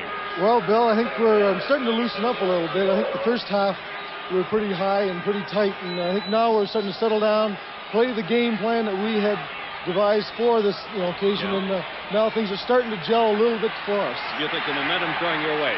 I think it's starting to, Bill. Even though now we're into a stiff win in the fourth quarters, I think things are starting to gel for us, yes. Thank you very much, Mike Lambros. The pass intended for Larry Smith was incomplete, and so on 3rd and 7, the Montreal Alouettes will be forced to punt. I haven't yet seen Sonny Wade warming up on the sideline to throw the ball. I'm surprised that he hasn't been instructed to do so by Marv Levy, because Jimmy Jones has been pretty stultified in his play calling. He's coming continually back to that swing pass to Smith, and the Eskimos have started to corral him. Highbaugh at his 20-yard line.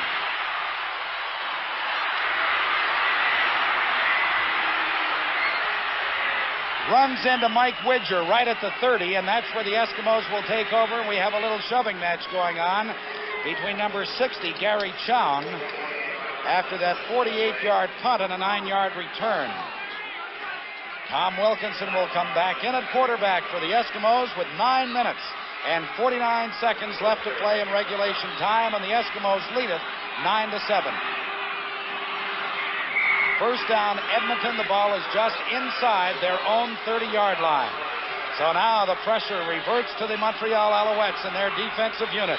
We're talking about Fanucci, Judges, Weir, and Ayew, the front four. Guano, Cronell, and Widger, the linebackers.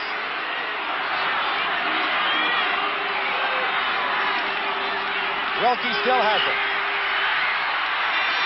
And is very close to the first down. Tony Proudfoot and Mike Fanucci make the stop for the Alouettes, but it was a fine run by Wilkinson, who is shaken up on the play. An excellent call by Wilkie, as he had his two backs in motion. Norrie and Harrell, as we'll see here, go to that left side. The line itself started to pull to that left as if that's where the action was going to go. The wide receivers were to the right, had run their deep routes, taking the secondary with them. Opened up that alley for Tom Wilkinson in the gain, because Mike Fanucci and everyone had reacted to that initial motion. The word on Roy Bell is that it appears to be a torn ligament in the right knee, and so he's definitely out for the game and could be in line for an operation. That was the word of the Edmonton doctor.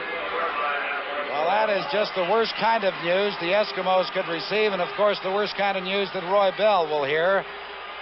And we certainly hope that that original diagnosis does not turn out to be factual. Wilkie was just short of that first down. It'll be second and about a half a yard to go for the first down. And Wilkinson remains in the ball game, although shaken up. He's taking a long time to call a simple short yardage play. Don't be surprised if he fakes the run action.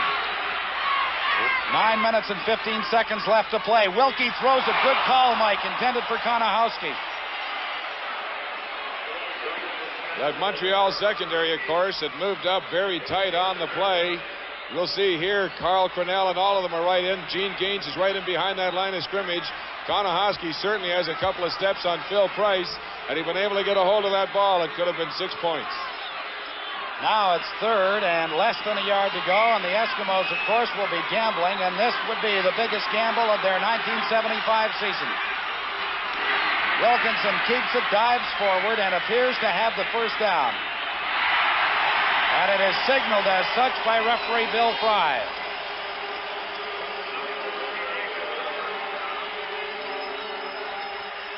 Eight minutes and 50 seconds left to play in the ball game. Edmonton leads it 9-7. We have not had a touchdown scored in the ball game.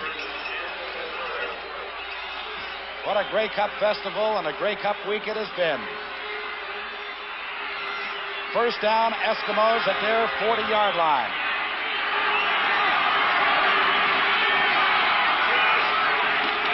Calvin Harrell. Very little running room as he gets out to about the 43-yard line. Glenn Weir, 64, Carl Cornell, and Mike Widger all pinching in to limit the advance by Calvin Harrell to about 2 or 3 yards. Let's credit him with a 3-yard pickup and make it 2nd and 7 Eskimos with 8 minutes left to play in the final quarter. Well, the Alouettes have been tough to run against all afternoon, as you know, Pat, but without Bell being a threat in there, it's going to be just that much more difficult now on Harrell.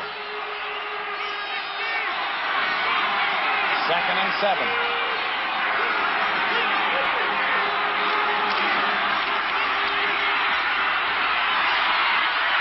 Wilkinson is down back at the Eskimo 36-yard line, pinned by Mike Widger, 34.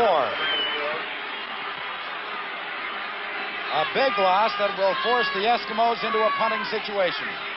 Well, we'll see that great linebacking reaction by Mike Widger, lined up to the inside, then drops out with the roll of Wilkinson, comes up on the play, and good work also from the inside by Glenn Weir, the defensive tackle, coming from the left side position. He's just had an outstanding afternoon. So on 3rd and 13, Gary Lefebvre will be punting to Dickie Harris and Johnny Rogers, and Lefebvre will stand inside his own 25-yard line. 7 minutes, 23 seconds left to play in the ball game. 9-7 in favor of the Eskimos.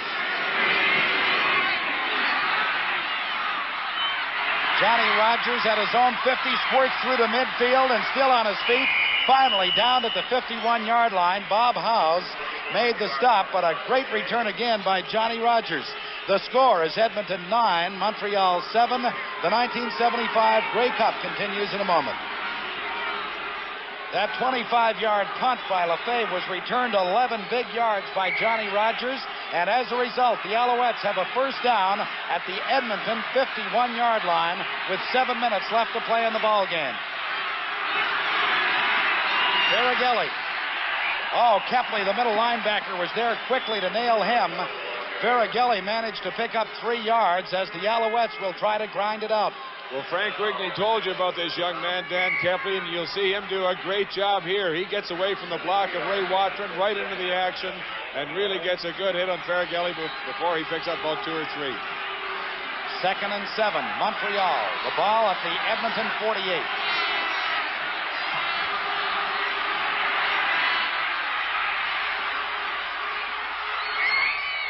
They rule the reception is made at the 43-yard line. Skip Eamon making the catch for the Alouettes, who will be short by about 1.5 yards of that first down. Now, what does Coach Marv Levy elect to do? Well, it would be a pretty lengthy field goal attempt, about almost 50 yards for Don Sweet. He hasn't been really good from that distance, Pat. He's got good accuracy inside the 40, but once he gets outside of that range, he's going to try to make those offensive linemen feel 8 feet tall and go for the big one. It is third down, 1.5 yards to go. Barrigelli leaps forward, but there was movement by that Montreal offense. Peter Della Riva appeared to get off the ball very quickly. Now let's wait and see, first of all, whether or not Ferrageli made the first down, and if he did not, the Eskimos, I'm sure, will decline the penalty and take over possession. Little doubt of that, and I don't know. I'm not so certain that he would have made it. They did an excellent job of stacking up that left side of the line. They bring the sticks out. 5 minutes and 43 seconds left to play in regulation time. You know, actually, I didn't have a chance to point it out, Pat. There it shows.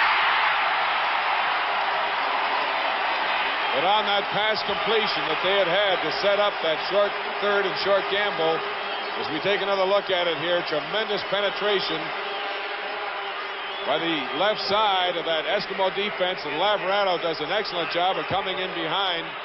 But Jimmy Jones had missed Peter Della Riva, who was wide open deep, and they have not been going to their tight end at all, only once in the course of this game. The illegal procedure penalty is declined. It is first down, Edmonton at their 41.5-yard line with 5:33 left to play. McGowan has it at the 50, hit instantly by Dickie Harris. He'll be short of the first down.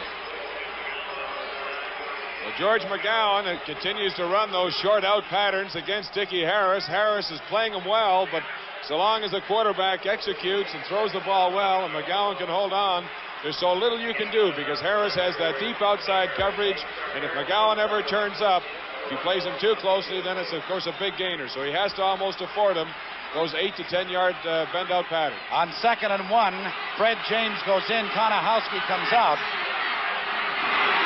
The give is to Calvin Harrell, who was cut down. There was tremendous penetration by Tony Proudfoot, and I do not believe that he managed that first down marker. I believe they'll be a good yard short.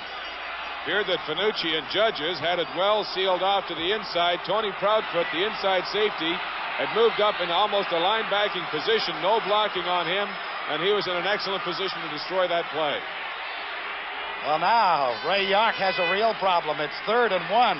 Does he try for the first down and maintain ball possession? Gary Lefebvre has not been punting well. I would almost think, without Roy Bell in there, that he still has to go for it. Well, if consistency means anything, Pat, the same coach, Ray Yark, earlier in the first half, elected to punt when there was only about a half a yard to go. Certainly now he's got about that full yard, and it appears that he's sending in the kicking game. With 4 minutes and 30 seconds left to play in the ball game, the Edmonton Eskimos, with a 3rd and 1, will be punting. They lead it 9-7. And how large looms the gamble that the Alouettes took early in the third quarter, when with 3rd and 4 or 3rd and goal, they opted to go for it, and Johnny Rogers was forced out to that sideline area, and they came away dry because that would have been a point in favor of them right now. They could have had a lead 10-9. Gary Lefebvre at his own 38, punts, and this is his best of the ball game. Dickie Harris back at his own 15.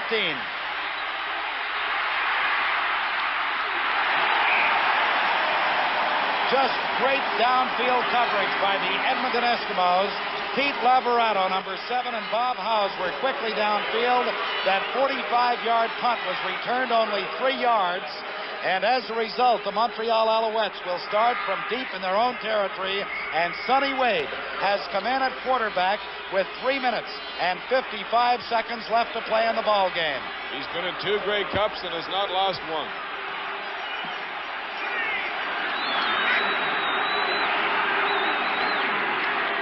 The give was to Ferrageli, but the hole closed very quickly.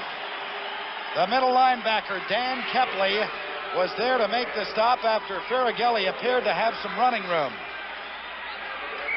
Well, again, it's so vitally important to have that kind of linebacking strength. It appeared that Fennell initially made the first hit on him, but Dan Kepley, in excellent position, had not been blocked at all, and he's putting up a great job of controlling the middle of that defensive line. 3 minutes and 15 seconds left to play in the game. 2nd and 9. Montreal at their 19-yard line. The swing pass to Smith. Nowhere to go. Ron Este making the big play. The loss will be 5 yards, and the Alouettes will have to punt with 3 minutes and 2 seconds left in the ball game. Well, if Jimmy Jones had become mesmerized by that swing pass to Smith, it appears that Sonny Wade's following the same pattern. Edmonton 9, Montreal 7, and the 1975 Grey Cup continues in a moment. 3 minutes and 2 seconds left to play in the ball game. Edmonton 9, Montreal 7, and there is Larry Highbaugh standing back at his own 45-yard line. Sonny Wade stands at the Montreal 1 to punt. Highbaugh at his 48.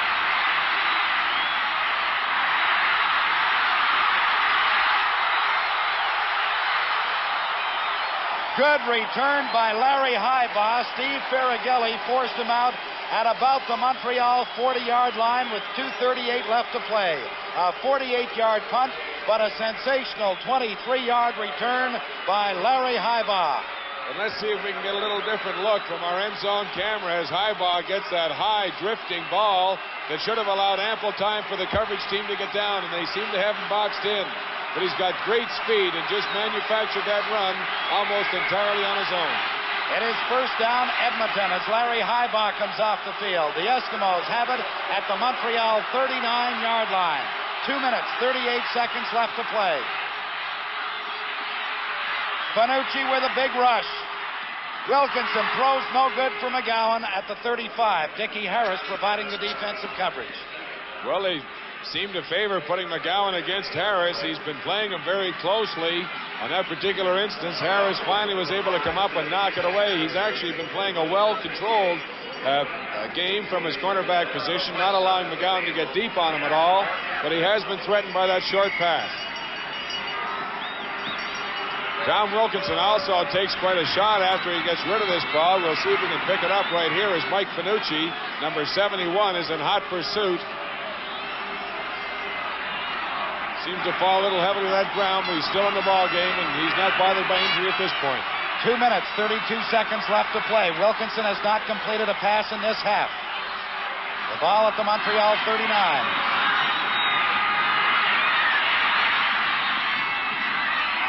No good. At the Montreal 31-yard line, Stu Lang made a diving attempt. Wally Buono putting good pressure on the Edmonton quarterback to force a 3rd and 10 situation with 2 minutes and 25 seconds left to play in regulation time. And Dave Cutler, who has accounted for all of Edmonton's 9 points, will try this one against the wind from 46 yards. And if he is successful, that will give the Eskimos a 5-point advantage. If he gets the single, it would narrow the possibilities of ending this season in regulation time, because then the difference would be but a field goal. Well, he had one earlier in this game for 52 yards, but that was with the wind at his back. He's got a considerably more difficult task. He's aiming it for the sideline. He was not trying the field goal. Actually, he wanted to kick that single point, but the ball went out of bounds up around the 20-yard line. So rather than punt the ball, because Gary Lefebvre has not had a particularly good afternoon, Coach Ray Yawk elected to have Cutler kick for the touchline. He did, but it only went 16 yards. 2 minutes, 20 seconds left to play. Montreal first down at the Alouette 23-yard line. Sonny Wade will be putting it in the air. Larry Smith, first down. All the way to the 49-yard line, Larry Highbaugh made the tackle for the Eskimos, but what a big play for the Owls. And I'll tell you, in this return by Larry Smith, you'll see Peter Della-Riva come and put a crushing block on Dan Kepley, number 42. There's a little check off the delay to Larry Smith. I don't know that we'll see it. Apparently, we aren't going to pick it up, but there was just a tremendous block in the middle linebacker that allowed Larry Smith to pick up that extra running room. A minute 59 left in the ball game. First down, Montreal at their 49. Sonny Wade going deep for Joe Petty. He's got it at the 15-yard line. The saving tackle by Mike Fink, but what a play for the Alouettes. A minute and 45 left in the ball game. 46 yards. The pass completion, Wade to Joe Petty. Well, it appeared they're playing an inverted zone on that side with Wayne Mathern, the inside safety, having the shallow flat, Mike Fink the outside. How much that fake reverse had to play on Joe Petty getting so wide open, we don't know, but he had that entire sideline. A minute and 40 seconds left to play in the ball game. Edmonton 9, Montreal 7. Montreal first down at the Edmonton 15-yard line.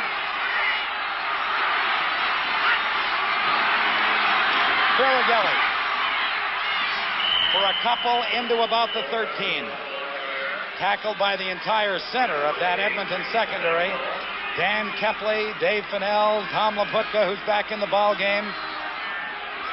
I don't have to tell you that there's great frustration and a little shock on this Edmonton bench right now. They thought they had the game under control, and now they can see it slipping them from their grasp. You can hear them yelling in the background for that defense to hold. Second down, 7 yards to go. The ball is spotted at the 12-yard line. A minute, 10 seconds left to play in the ball game. Edmonton 9, Montreal 7. Johnny Rogers into the 10-yard line. He was turned in by Rob McLaren. Ron Este made the stop along with Dan Kepley. And that's the story. A minute and 2 seconds, and the pressure will now be on Don Sweet, who will try the field goal to give the Montreal Alouettes the lead. And Pat, you might wonder why it is Sonny Wade with 2nd and 7 wouldn't have opted to go for the pass and the major score as opposed to just settling for a field goal. But obviously they're concerned about the running of that clock as well. It's now under 1 minute, and they feel that Don Sweet has got good record of accuracy from this distance of 19 yards. He scored all the Montreal points to this point. And it is no good. No good. 1 point only. And I'll tell you, Pat, there was a bad hold on that. That wasn't entirely Don Sweet's fault. On the snapback, it appeared that Jones just did not get a good hold of the ball itself. And as a result, it was not properly set up for the kick. There you saw him fumbling with it, and that undoubtedly affected Sweet's timing. The score is Edmonton 9, Montreal 8, and a very frustrated Marv Levy, standing on the Montreal sideline, cannot believe it. The pass from center was good. Jimmy Jones had trouble handling it. As a result, Don Sweet was not able to put it through, and the Eskimos have only 45 seconds to run the clock. Bruce Lemmerman is in at quarterback.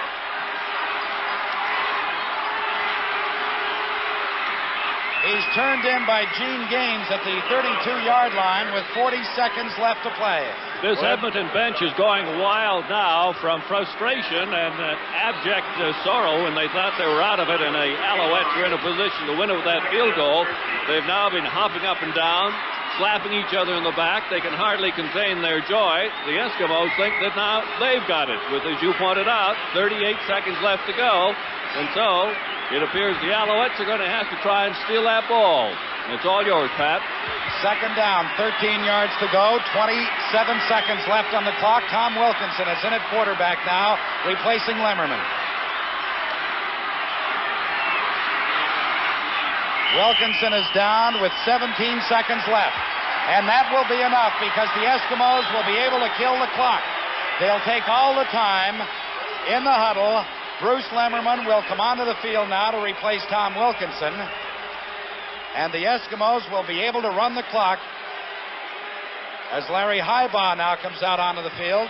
I think that Bruce Lemmerman and Tom Wilkinson are now talking with the officials to try to make certain that the 17 seconds on the clock is official, so they'll be able to just run it out. Third down, of course, if that clock is not official and it could be more than the allotted time in the huddle, then they might have to put the ball in the air yet by virtue of a punt I'm talking about, of course. Bill Fry is coming over to talk to Ray Yock, and he's moving Yock and the Edmonton bench back because, of course, in the excitement, they were almost down at the point of scrimmage.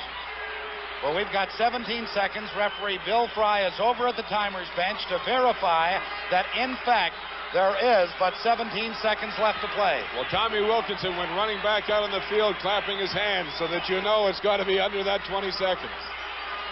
The clock will begin the moment referee Fry moves away from the ball.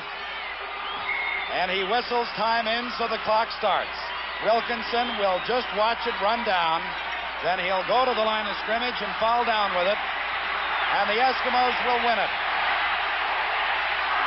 The Edmonton Eskimos are the 1975 Grey Cup champions. The ball game is over. What a game. What a defensive performance by both these clubs. And what tremendous drama. They went to the well 3 times, came up empty the first 2 years, but Ray Yock and the Eskimos know the feeling of satisfaction of winning the CFL championship. They've done it today, 9-8 over the Montreal Alouettes. Well, Pat, you have to say, too, that they were value for the money. The Alouettes had the opportunity, of course, of taking the lead in that third quarter, of enlarging on their lead with that field goal, but they opted not to go for it, and when they went for the touchdown, the Eskimo defense came up big and stopped Johnny Rogers short. The Alouettes also, late in that fourth quarter, were threatening to come back and take over the lead, but they elected to play it conservatively. But you have to remember that those things, such as a mishandled snapback, when the weather's a chill factor of about 20 to 25 below zero, those hands are going to be a little tender, and you might not always get that ball set properly, and that's what happened to Don Sweet.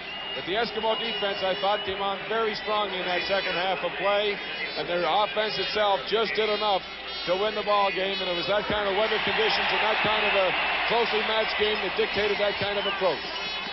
Well, the Canadian player of the game is Edmonton's Dave Cutler, who accounted for all of the Eskimos' 9 points. The Labatt offensive player of the game is Steve Ferrighelli of the Montreal Alouettes. The Labatt defensive player of the game is Lewis Cook. And, of course, as we mentioned, Dave Cutler wins the CP, Canadian Player of the Game, and the Eskimos are being brought to midfield to be presented by the Prime Minister of Canada, Pierre Elliott Trudeau, with the Grey Cup. What a ball game it was. No touchdowns. All of the points coming off the boot of the 2 respective field goal kickers. And unfortunately, from a Montreal point of view, Don Sweet, who had a chance to win it, never really had that opportunity because of the mishandled snap by Jimmy Jones. But the Eskimos have won it, and let's go down now to Winston McQuaid at midfield. Ladies and gentlemen, for the official presentation of the Grey Cup, the Prime Minister of Canada, Mesdames et Messieurs, pour la présentation officielle de la Coupe Grey, le Premier ministre du Canada, Pierre Elliott Trudeau.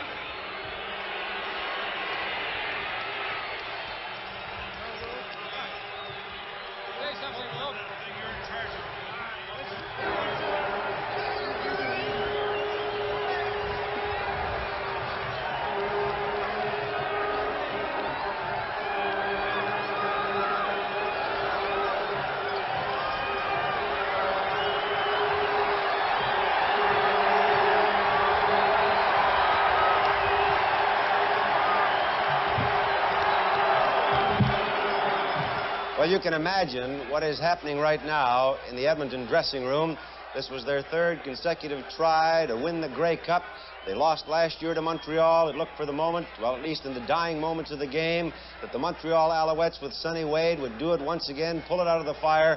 And then, of course, the dramatic miss of a field goal attempt by Don Sweet allowed Montreal to score just 1 point and give the Eskimos that narrowed 9-8 lead. A very tough defensive football game all the way through. No question about that.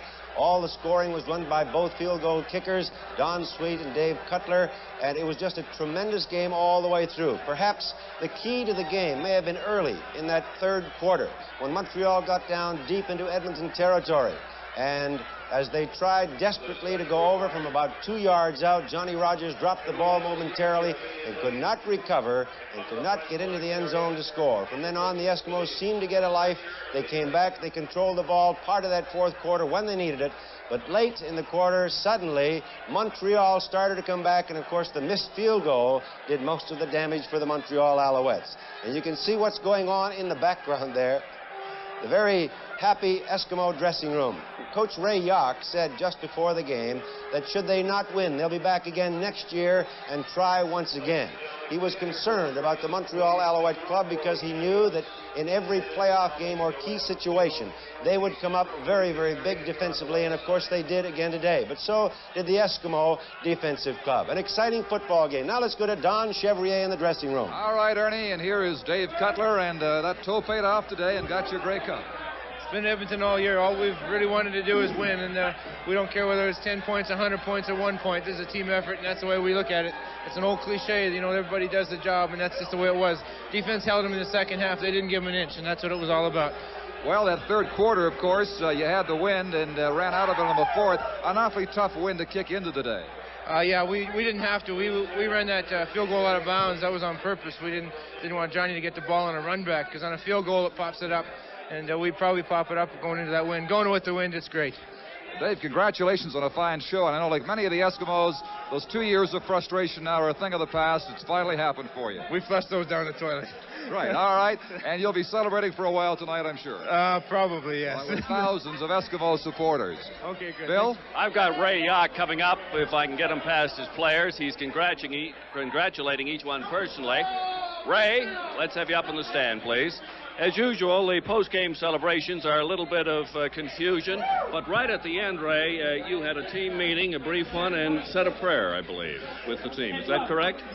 Well, I guess that's correct, yeah. No, we, correct? I saw you go on the side. Well, we always kind of kneel down and have everybody think about it a little bit, and once in a while the guys start a prayer, and if that's what they want to do, then, that's what we do. Well, this was really a big victory for you, and it couldn't have been tougher, 9-8, and the way it ended. Well, no doubt about that. I think, defensively, they're a great football team, and we had a couple opportunities to score, and we dropped the ball and, did a few things like that. But I think that you have to give our defense full credit for that second half. They really came up big. They got a big play, and we were lucky.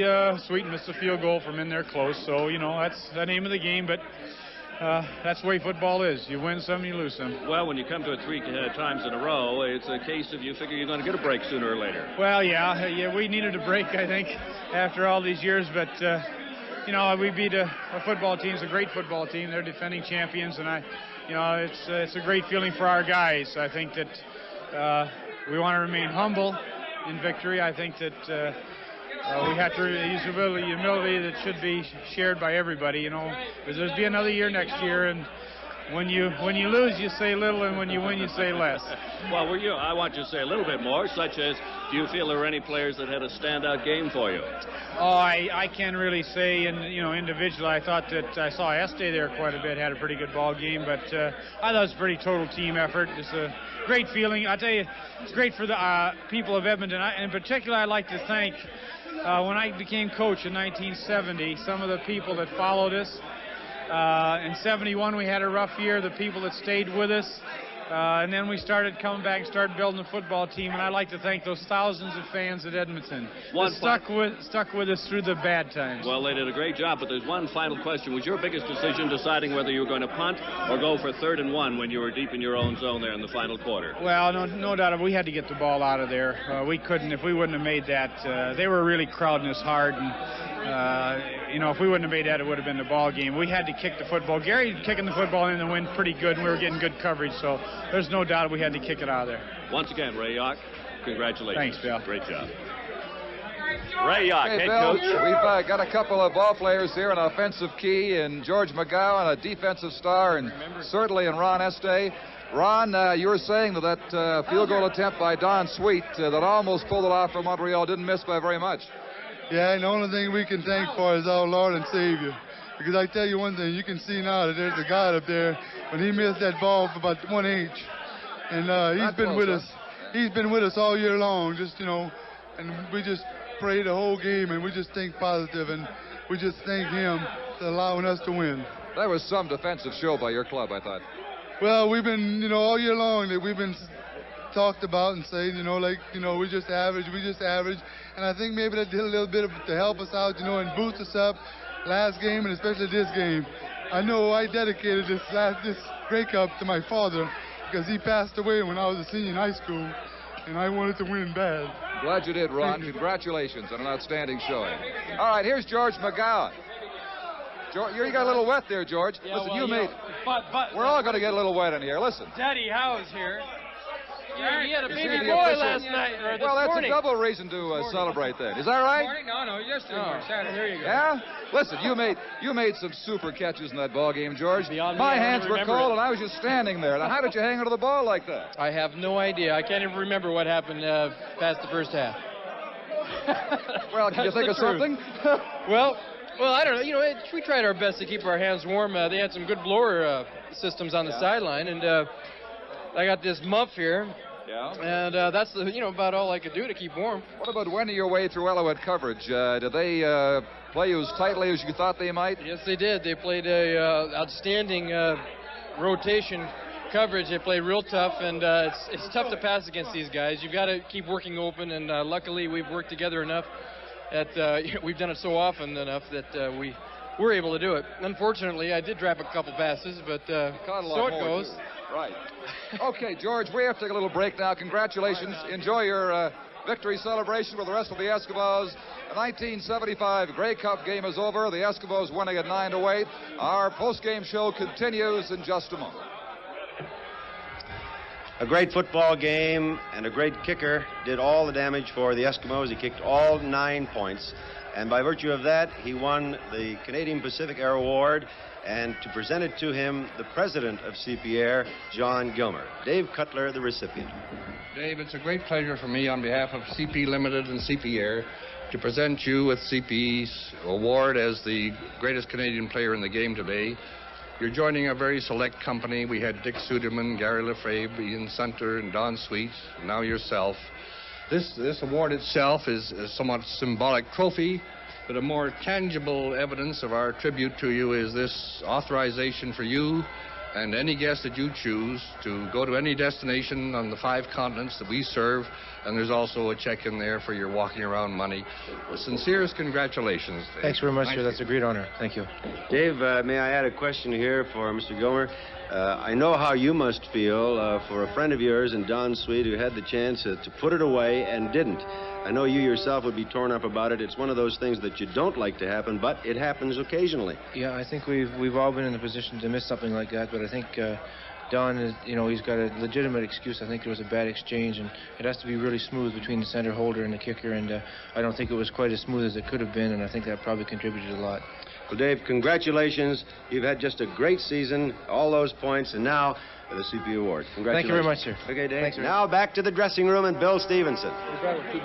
Well, now I'm talking to the big Bill Stevenson. It's nice to see a Bill Stevenson playing football the way you do. Oh, thank you. I heard you on TV the other time, or a while back. Well, we're a mutual admiration society. But Really? It's great to win that Grey Cup in your second year of pro ball. Eh? That's fantastic. I never had a better feeling in my life. Who gave you most trouble out there from your defensive end spot, Bill? Well, Jimmy Jones, he moved around, and we had to try and contain him all the time and just watch him because he just does so many things with the ball. He can run, he can pass, he can do anything, and he's the main man we got to watch out there. Well, Bill Stevenson, congratulations. Great job. Thank you, Bill. Okay. Chevy? All right, here is Fred James, who came back home to Calgary to win a Grey Cup, and that feels kind of nice. Oh, Don, it feels fantastic. I was really, really happy with the turn of events, and I couldn't be more pleased than to finish out this season here in Calgary in the dressing room that I had been in for 8 years plus, and come in here again after the game and sip out of the Grey Cup. It's a fantastic feeling. Okay, I've got the 2 quarterbacks right here, but right now we're going back to Ernie Afaganis. We'll talk to Bruce and Tom right after that. All right, Don, and we have 2 outstanding players in the game, the offensive player and the defensive player. They're both Montreal Alouettes, and they will receive special awards. The offensive player of the game was C. Farragelli. Lewis Cook, the outstanding defensive player. Don McDougall, the president of Labatt's of Canada Limited. Would you please come in here and do the presentation? I'll hold this for you. Thank you very much, Ernie. Congratulations, Steve. I must say that Montreal have a monopoly on our awards. I last year gave these 2 awards to Montreal players, and you'll be able to outfit your whole dressing room in Canadian sculpture. This is a Canadian sculpture, a souvenir. In addition to this is Canada Savings Bond, $1,000 for you and family, and hope you enjoy it. Great game and great sport. Congratulations, Steve. It was a great football game. I mean, you played really quite well. Well, I mean, when an individual stands out, I think, especially a running back, it goes to show that the offensive line and the coordination was right there, the unity. I'm very proud to be part of the Alouettes. I'm proud to be here with the Canadian Football League. I think the game today showed that we have two good teams. We could have won the game with a couple minutes ago. You can't blame any individual. Game isn't won or lost on a single play. And I'm very happy for Edmonton. It's their third time around, and they maintained enthusiasm. They came back with all the desire at the end of the game. And I think for everybody, I'm happy. And hell, we lost, and what can you do? You'll be back again next year, I suppose. Thank you very much, Steve, and congratulations again. Now, Don McDougall has a presentation for Lewis Cook, the outstanding defensive player of the game. Congratulations, Lewis, and our best wishes with you. Go the $1,000, the Canada Savings Bond, and this sculpture. All the best and good sportsmanship. Lewis, defensively, the Alouettes are always tough. Yes, today we came up with some pretty big defensive rush from my defensive line, and like Steve said, he fairly well summed it up. You know, everybody was out there doing their best, and just one of those things. Yeah. Right. The outstanding players of the game, Lewis Cook and Steve Faragelli. Thank you very much, Don. Now let's go back to that dressing room action. All right, here's one half of the Eskimos Grey Cup Championship quarterbacking act in Bruce Lemmerman, and again today you guys shared the job and got it done. That's right. It's been a total team effort between Tom and I the whole year, and right from training camp, we both worked, tried to help each other out on our weak points and our strong points, and it's paid off for us. Let's face it, a lot of guys maybe couldn't get along in that situation, but Tom and I are best of friends, and whatever it takes for the team to win, that's what we're going to do. Bruce, that win was not exactly to be overlooked in the way of an important factor in the game today.